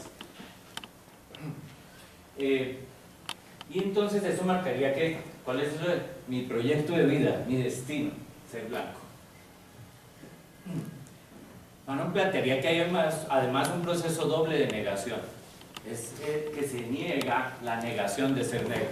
O sea, todo esto está atravesado por procesos que no necesariamente son conscientes o visibles, sino que están ahí de manera latente e inconsciente en los relacionamientos que tenemos entre pares y también con aquellos que consideramos de una jerarquía superior. Y plantearía que frente a eso el humanismo europeo se plantearía como una situación narcisista ahí en la cual el europeo y específicamente el francés se plantea como yo soy el más humano, el humano. Y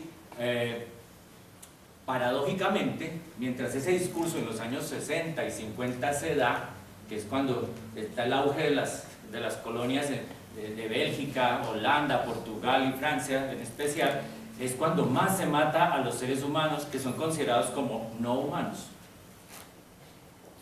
Plantea además que no resulta muy conveniente emprender la guerra por medios armados, porque evidentemente dentro del proceso de colonización los colonizadores tienen mejores tecnologías, mejores medios de producción que de alguna manera facilitan no solo la explotación sino también el exterminio. Entonces plantearía esto como es fusiles contra cuchillos, ¿sí?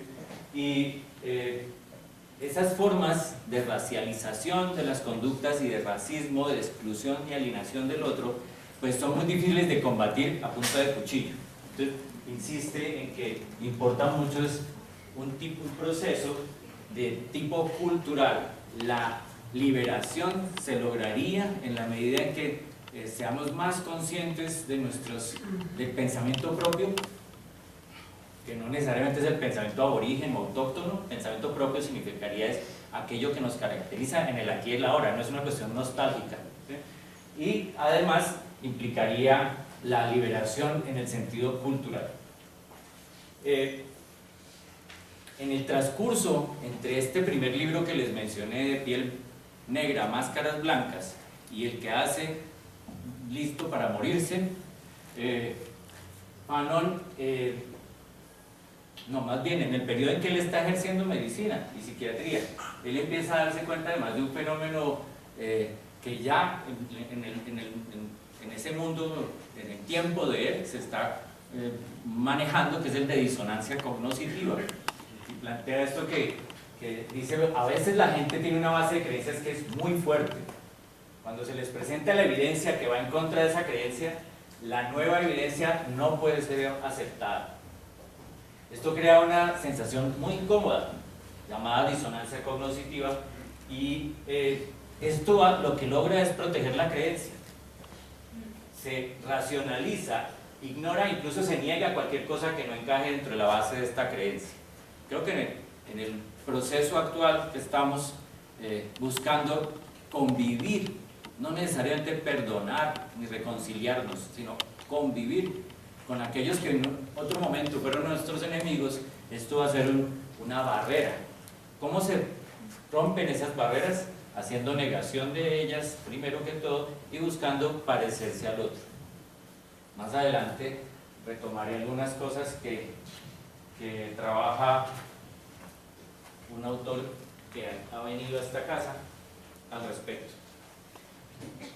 Dice Fanon entonces, cuando tiene esa oportunidad de ejercer psiquiatría en Lyon y dirigir un centro de atención, un hospital en Lyon, y después cuando va a Argelia, tiene la oportunidad de escuchar tanto a las víctimas como a los victimarios de la guerra, específicamente en Argelia, o específicamente en sobrevivientes del Holocausto o de la guerra, de la Segunda Guerra Mundial, y él dice, aquí les tengo solamente 2 testimonios, está en un libro ya posterior de él, que es el que quiero destacar al final, que se llama Los Condenados de la Tierra. Dice sobre un victimario.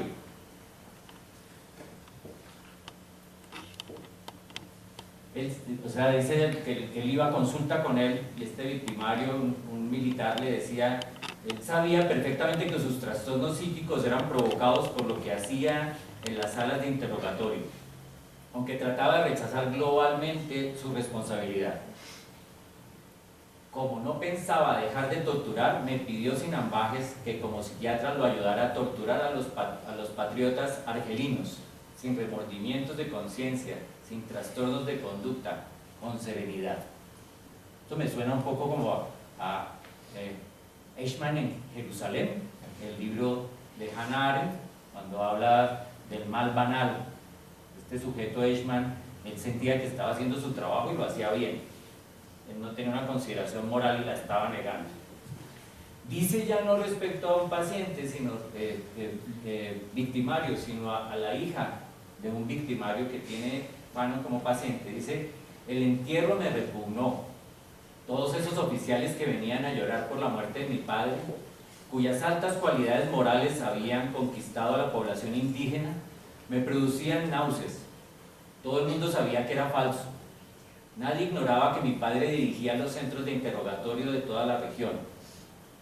Todos sabían que el número de muertos de la tortura era de 10 diarios y venían a contar mentiras sobre la devoción, la abnegación, amor a la patria, etc. Debo decir que ahora las palabras para mí no tienen ningún sentido o no tienen mucho. Esto que escribe Fanon ya hacia el año 61, dice mucho de muchos procesos que puede uno encontrar cuando está frente a un victimario, actor armado de la guerrilla, paramilitarismo, del ejército o de las víctimas. Tienen estos conflictos donde lo que no solamente se presenta es el trauma, sino también la desconfiguración de los sistemas de creencias básicos en sí mismo, en los demás y en el futuro, o en creer que hay un mundo posible. De tal forma que yo imagino que los profesores que me han enseñado a mí sobre atención a víctimas se han leído muy bien a Fanon, en especial Jean Furtó. ¿Sí? Bueno, en el año 61 sale este libro, Los Condenados de la Tierra, también muy recomendado para ustedes, cuyo prólogo casi que es un libro, es el prólogo de Jean-Paul Sartre.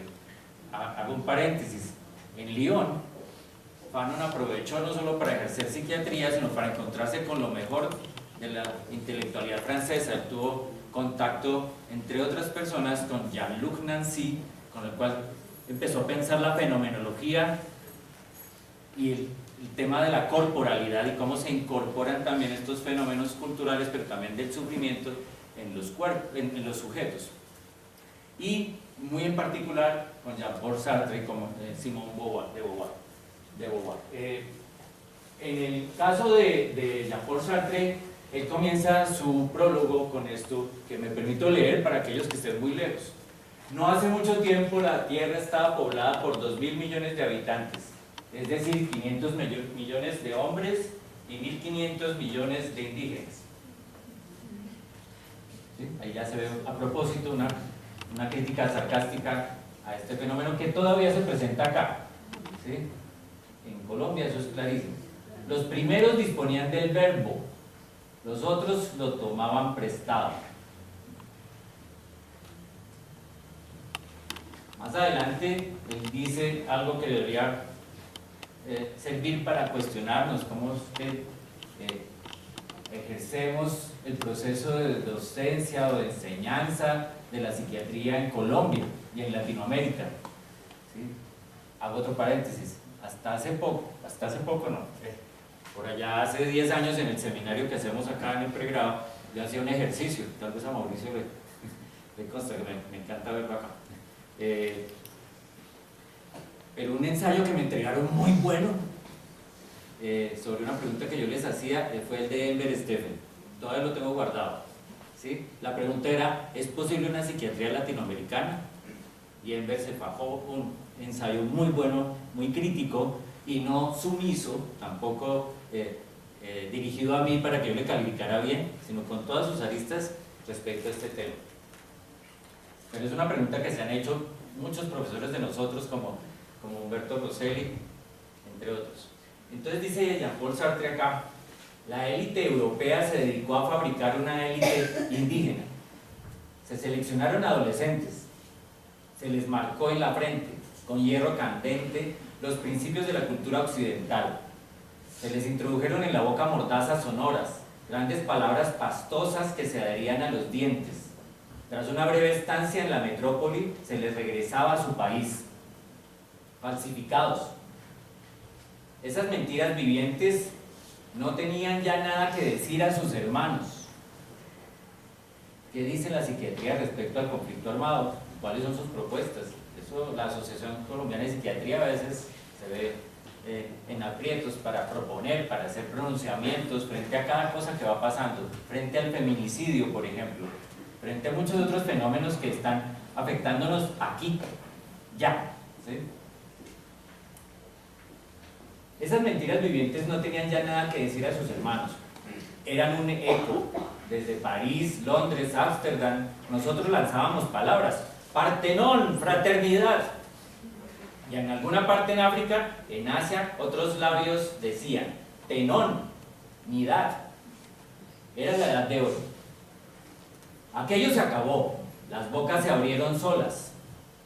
Las voces amarillas y negras seguían hablando de nuestro humanismo, pero fue para reprocharnos nuestra inhumanidad. Nosotros escuchábamos sin disgusto esas corteses expresiones de amargura, primero con orgullosa admiración. ¿Cómo? Hablan solos. Ved lo que hemos hecho de ellos. No dudábamos de que aceptasen nuestro ideal, puesto que nos acusan de no ser fieles. Europa creyó en su misión. Había helenizado a los asiáticos, había creado esa especie nueva, los negros grecolatinos, aquí decimos greco-quimbayas, ¿cierto? Y añadíamos entre nosotros, con sentido práctico, hay que dejarlos gritar, eso los calma, perro que ladra no muerde. ¿Y qué dice Fanon en su libro? La descolonización no pasa jamás inadvertida, a todos nos permea de una u otra forma. No quiero hablar acá como alguien que está vacunado. Verán ustedes hacia el final de la presentación que me declaro un zombie. Ya miraremos de qué se trata eso. La decolonización no pasa jamás inadvertida, puesto que afecta al ser, modifica fundamentalmente al ser, transforma a los espectadores, que se consideran pasivos, observadores simples, aplastados por la falta de esencia, en actores privilegiados. Todos queremos tener esencia humana, y queremos de alguna manera acceder a esos privilegios que tiene el blanco, sea el blanco lo que queramos decir que es. Recogidos de manera casi grandiosa por la voz de la historia, introducen el ser un ritmo propio, unas formas, unas velocidades, unas formas de aprender, de enseñar, de ejercer la práctica.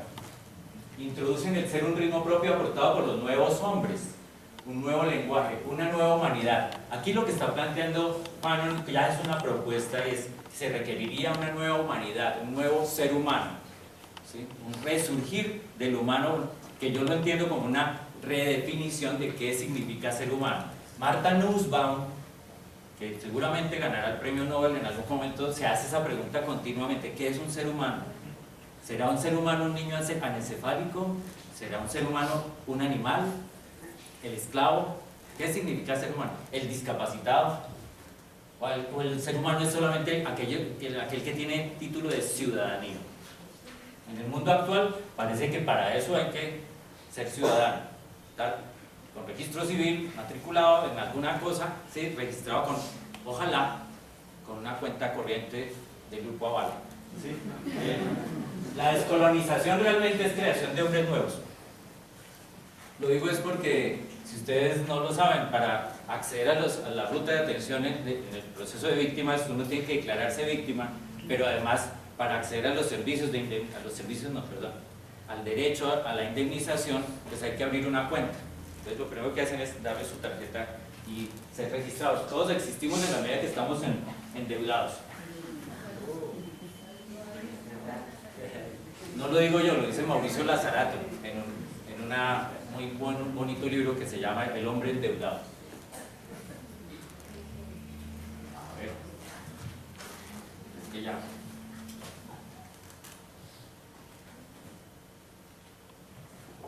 Bueno, frente a eso, ¿cuáles son las resistencias? Este es un trabajo muy bonito que está adelantando Beatriz Arias, docente de la maestría en salud mental comunitaria en la Universidad del Bosque, pero también profesora de enfermería en la Facultad de Antioquia, de enfermería de la Universidad de Antioquia, perdón. Ella está trabajando, por ejemplo, este cuadro de la derecha, ella me ha autorizado que los ponga así, no hay problema. Esto es de una colección que se llama Tejiendo Memoria de Resistencias. Los niños hacen estos trabajos. Este trabajo ha sido llevado a Alemania incluso como expositores de cómo se puede trabajar en procesos de memoria a través del arte, de la construcción colectiva del tejido, y cómo mientras esto se hace, los grupos que participan hablan de sus historias y las resignifican, más allá de estar en diálogo cara a cara y de manera aislada con un terapeuta. O sea, estos son procesos sanadores a nivel individual y colectivo también. Entonces les decía que iba a tratar de un personaje también que estuvo el año antepasado aquí en el instituto, que es Vamik Volkan, y que hace no más de un mes estuvo nuevamente en la Universidad del Bosque hablándonos de sus estudios sobre el trauma colectivo, en un libro que se llama El enemigo en el diván. Vamik Volkan trabaja esto. Él es chipriota, pero vive en Estados Unidos. Y esto tiene que ver más que con los trastornos mentales o los pacientes. Lo traigo acá es por el tema de víctimas. Se requiere en ese contexto de sufrimiento crónico que produce una guerra que es de larga duración, como la colombiana, como muchos otros conflictos armados en el mundo, se van produciendo secuelas o lesiones que pueden indicar un trauma transgeneracional. Para mí es evidente esto acá. Y eso implica deshumanizar al otro, a la minoría, al otro que es oprimido. Y una sensación de victimización. Fenómenos psicológicos colectivos que se presentan en estos grupos humanos es la culpa del sobreviviente, que a veces uno se dedica a trabajar el duelo y es muy difícil remover un duelo si no se trabaja primero sobre dos fenómenos o emociones complejas como la culpa y la vergüenza por existir, dificultad en ser asertivo como grupo identitario, pero también a nivel individual. Y esto que es muy interesante, incremento en los mecanismos de externalización y proyección. Todo se pone allá afuera, ¿sí? Yo acabo de venir de darme golpes con un taxista que me iba a cobrar un poco más, él se bajó con el machete y yo saqué mi computador y le di, ¿cierto? Entonces, la culpa es de él, ¿cierto? Siempre estoy pensando, el otro es malo, los corruptos son los otros, mientras yo paso el semáforo en rojo, etcétera, etcétera. Se exageran los prejuicios malos, aquellos que ponen todo afuera y poco del control internamente. Y esto, interesantísimo, hay un incremento, que también lo dice Fanon, incremento en la investidura narcisista de la identidad del grupo grande. O sea, aquel que oprime, ¿sí?, es aquel que yo admiro, por una paradoja de la vida, yo quiero ser así. ¿Sí? Envidia hacia el victimario y defensa inconsciente de identificación con el opresor. Y una dificultad que ya dije que puede estar bloqueada por las emociones complejas como la culpa y la vergüenza, una dificultad en realizar los duelos. Y paso entonces rápidamente de Vamik Volkan a hablar de Jean Furtó, que escucharon ustedes un poco de manera tormentosa. Él pide disculpas porque es muy consciente que no fue lo mejor, pero tuve la oportunidad de estar hablando con él, volándome de las conferencias del Congreso Nacional de Psiquiatría, porque estaba en Medellín. Y me siento yo a hablar con él y empieza a decirme, yo soy un psiquiatra mestizo. Y yo, pero usted es muy francés, ¿cómo va a simular eso? ¿Quién aquí no es mestizo? de alguna manera u otra, ¿sí? Incluso podría ir más allá, todos tenemos un origen negro, de alguna manera, ¿sí? Y nos hemos ido blanqueando, mezclando. Y para ser un buen psiquiatra, él plantea lo siguiente: hay que volverse un psiquiatra mestizo, hay que salirse de la ruta, del estándar, del proceso, haga este paso, siga el paso 3, o como nos enseñan también quienes nos hacen talleres todos los fines de semana, de cuánta cosa de excitología hay, de los chakras que mencionaba Henry ahorita, cosas para estar bien y estar muy blanqueados. Siempre nos plantean, ya pasó el módulo 1, ahora pague otro plática y haga el módulo 2 y va a estar mejor, va a ser más feliz.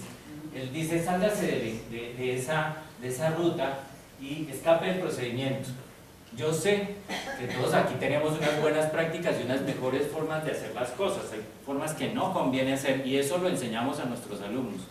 Pero uno se admira y reconoce un buen alumno cuando se escapa del procedimiento y dice, y además hice esto, ¿sí? Y ahí están los momentos de verdad donde se producen cambios, ¿sí? La vida es contingente, no tiene estándares, la vida.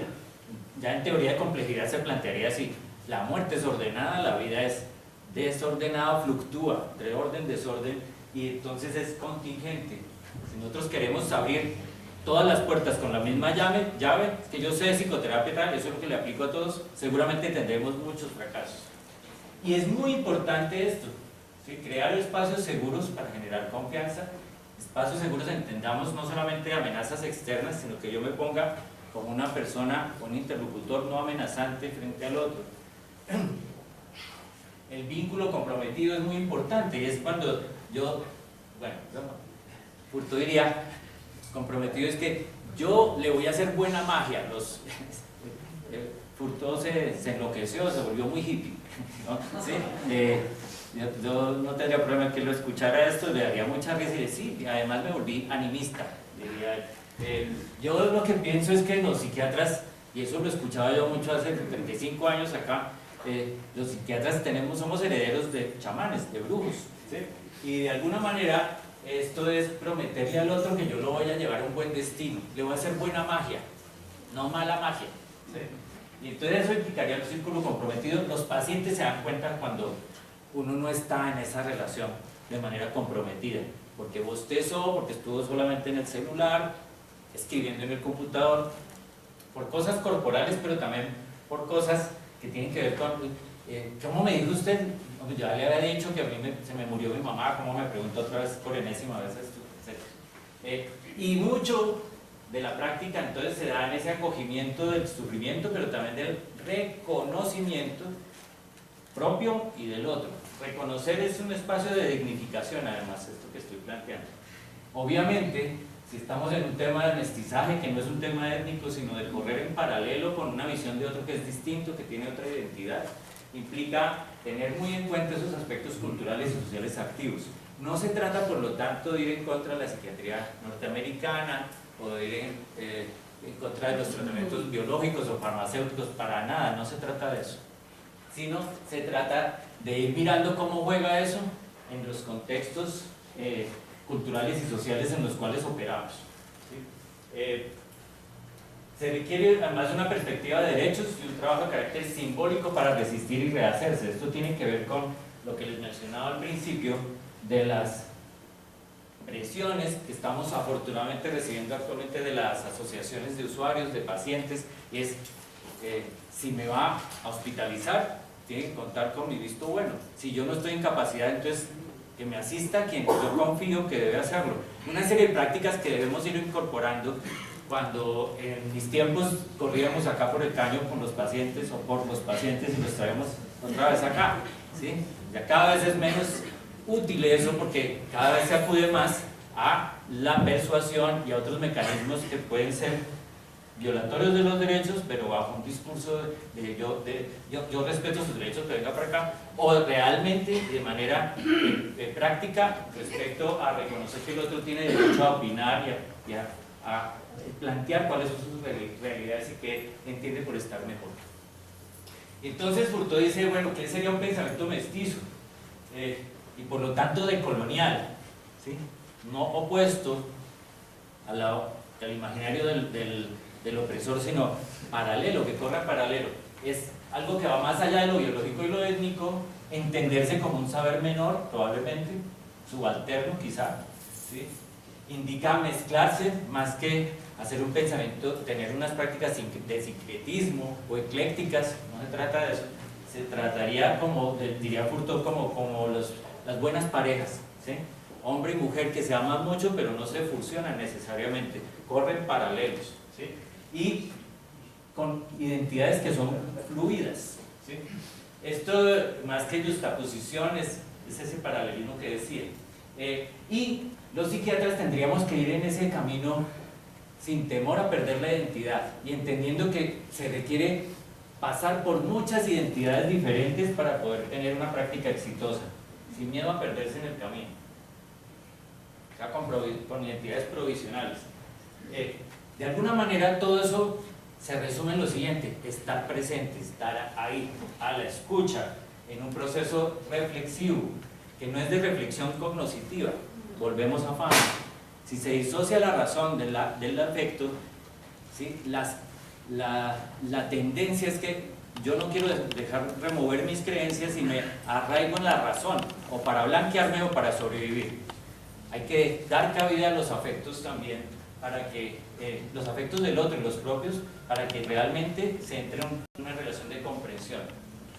Y muy importante para los que estamos queriendo llevar al paciente al buen destino o a las comunidades, cumplir la palabra. Y si no se puede cumplir, explicar por qué no se pudo cumplir. Intersubjetividad en este campo es la herramienta. O sea, el espacio de trabajo está en lo intersubjetivo, no solamente aquí o allá. Y se habla muy desde la emoción y desde el cuerpo. Creo que para aquellos que ya tienen el hábito no solamente trabajar con lo que el otro dice, sino qué es lo que hace cuando lo dice, cómo se mueve su cuerpo, cómo se mueven los familiares alrededor de esas cosas que pasan o que se entienden como problemáticas, se entenderá que esto es muy importante. Estas imágenes son repetidas del congreso. Llevé estas imágenes, son de un curso que hacemos en la universidad en teatro terapéutico. Por acá ando yo, espaldas, pero bueno, es trabajar con técnicas de teatro y técnicas psicocorporales también para procesos colectivos de transformación social, pero también psicológica, o psicosocial diríamos ahorita. Eso es estar presente. Dice acá, estar dispuesto. Y estar dispuesto a enamorarse de lo que el otro dice, hacer propio lo que no es mío, ¿sí? Es querer al otro. Eso implica a veces salirse, como les decía, de la ruta, hacer cosas que no están muy recomendadas necesariamente, pero que aquí son pertinentes. Pero punto de día, aquí hay una acotación, no vale todo. Yo he asistido a procesos de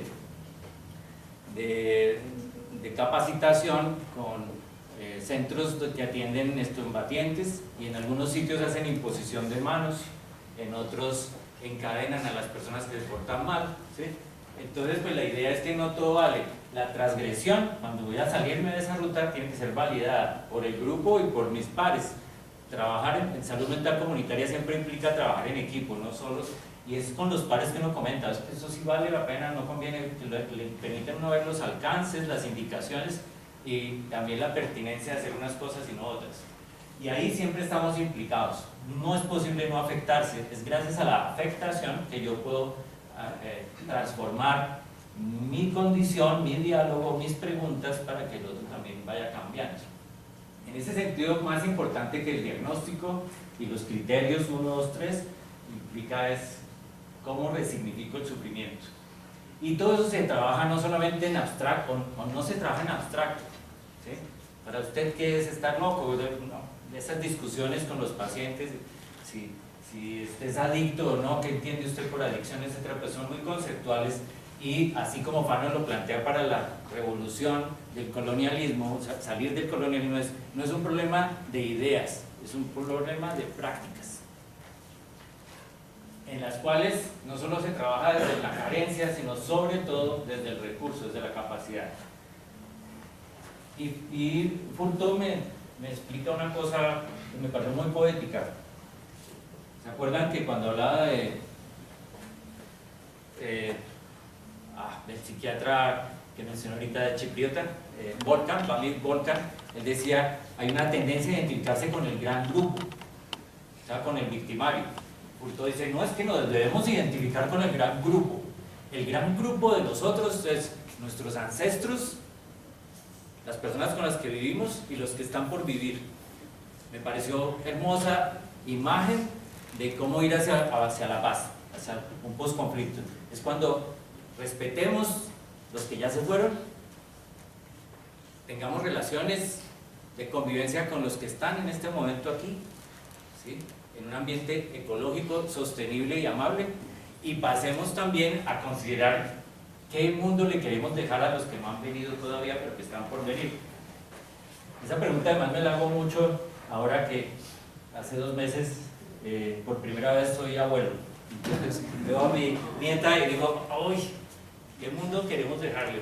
Me siento muy comprometido moralmente a dejarle un mundo distinto, ¿sí?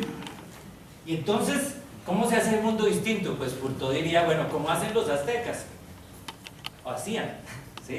Matan al enemigo y se comen el corazón del más fuerte, de aquel que admiran. Hacen una antropofagia, comerse el corazón del otro para adquirir su fuerza, ¿sí? Como enamorarse del pensamiento del otro para poder entrar en ese diálogo sin perderse en la tarea, sin perder las identidades en las cuales yo pueda fluctuar. Y eso es tener un pensamiento caníbal. Gracias a eso me puse a leer dónde es que se promociona sobre todo el pensamiento caníbal. Es en Brasil, desde hace un poco más de 100 años, con un escrito que también se consigue fácil, que les invito a leer, que se llama El Manifiesto Antropofágico, de Oswald de Andrade. Y entonces él plantea que eso ocurre. De Andrade en su manifiesto dice, como en el segundo párrafo, no quiero nada que sea mío, todo lo que vale la pena es lo que no es mío. Ya, para mostrar esa posibilidad de enriquecerse gracias al encuentro con el otro, al vínculo social, ¿sí? Entonces el antropófago, ¿qué hace? ¿Sí? Añora la calidad que no se tiene, ¿sí? Y cuando uno se la come, uno ¿cómo se pone? Así como en Matrix, Neo, ¿se acuerdan que se ponía así y se ponía todo enérgico y decía, llegó la energía? Entonces aquí también, ¿sí? Cuando uno se da cuenta que el otro me ha enseñado, sea paciente, sea víctima, incluso victimario, sobre eso que ha vivido y cómo lo ha significado, yo puedo aprender mucho de mí mismo también. Se toma la fuerza del otro y se ve lo real más que lo verdadero. Aquí no es una discusión ideológica, ¿sí? Esto no es un proceso técnico, ¿sí? Es simplemente un proceso amoroso. Ya casi acá. Sí, ya poco tiempo. Y el canibalismo zombie, que les decía que iba a tratar ya al finalizar, es que en el discurso que uno entiende, en las prácticas en psiquiatría, pero mucho en el trabajo con víctimas, muchas personas entienden que la mejor forma de ayudar al otro y lo que comprenden como empatía es decir, yo lo entiendo a usted, yo me puedo poner en sus zapatos, o ahora que me pongo en sus zapatos ya le entiendo. Y esa es la mejor forma de borrar la diferencia. Cuando todos estamos como ciudadanos colombianos victimizándonos porque la factura nos llegó más cara, porque el taxista me golpeó, porque no me pagaron la factura de tal cosa que cobré, etc., pues yo estoy produciendo un borramiento con otros tipos de víctimas que sí lo son, en el sentido del conflicto armado de Coyote. Entonces, hay formas de borrar las diferencias o incrementarlas. Una es a través de que todos somos víctimas y todos estamos infectados con el mismo virus, o la otra es pensar que somos los expertos y estamos muy del otro lado, muy distantes. Cuando un sujeto se pone tan distante de otro, lo que hace es oprimirlo. Y ahí Foucault me diría lo siguiente: lo que trajeron los españoles a América no fue un concepto de alma, no fue empezar a ver a los otros sin alma y decir, venga, los bautizamos para que tengan un alma, ¿sí? Nos trajeron fue un concepto de cuerpo. Ustedes son unos cuerpos otros, impuros, que hay que blanquear. Para finalizar, entonces, un montón de preguntas que definitivamente yo no tengo las respuestas, o sea que espero que ahorita, si hay preguntas, no tengan que ver con esto, ¿sí? Pero que es interesante es por lo menos tener la intención de hacérselas. ¿Sí? ¿Quiénes son los expertos en las relaciones con los pacientes? ¿Sí? ¿Quién serán los expertos con las víctimas? ¿Sí? Con ese otro que sufre. ¿Sí? ¿Cómo se configura la identidad del enfermo mental? Bajo todo lo que he dicho, ¿qué preguntas o qué respuestas tentativas voy a tener sobre esto? Hay diferentes tipos de sujeto, paciente, hay unos mejores que otros, o diferentes en un sentido jerárquico. Estas categorías y las que me configuran como experto también o como profesional, ¿son móviles o son estáticas? Cuando uno tiene un pariente, además, que está en tratamiento psiquiátrico o que ha estado en una clínica psiquiátrica, uno se hace estas preguntas muy rápidamente. ¿Sí? ¿Qué hago yo acá? Si soy psiquiatra me están diciendo, oiga, el señor pariente que está hospitalizado. ¿Sí? Esto le cambia a uno una identidad que uno creía muy consolidada. ¿Cómo son los pacientes con enfermedad mental o los pacientes, las víctimas? ¿Qué afectos tienen? ¿Qué hacen? ¿Sí? ¿Nos hacemos esas preguntas? ¿Cómo se enuncian y qué se dice acerca de ellos? ¿Por cuánto tiempo lo hacemos?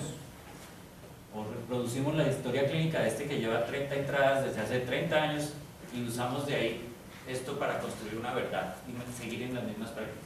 ¿Qué efectos tiene hacerse estas preguntas para las prácticas de psiquiatría? ¿Sí? Y ya en un sentido social, o en un sentido de salud mental comunitaria, mis prácticas, ¿qué sujetos produce y reproduce? ¿Responde esto a los derechos? ¿Se atiene a los contextos reales donde las personas viven o están en ambientes artificiales? ¿Protegen el vínculo social? Más allá de la curación, ya apuestan a esto que es un concepto que también les invito a leer. Incluso está en la Constitución boliviana, el summa camaña, el summa causai, ¿sí? La apuesta por el buen vivir. Y cierro nuevamente con Fano, ¿sí? No se trata solo de racismo, sino del uso de la máscara que hacemos. ¿Cuáles máscaras nos ponemos y para qué efectos? Y él dice una frase ya al final de su vida: oh, mi cuerpo, hazme siempre un hombre que cuestiona. Él siempre fue amante del pensamiento crítico y con esto quiero cerrar y muchas gracias por su atención.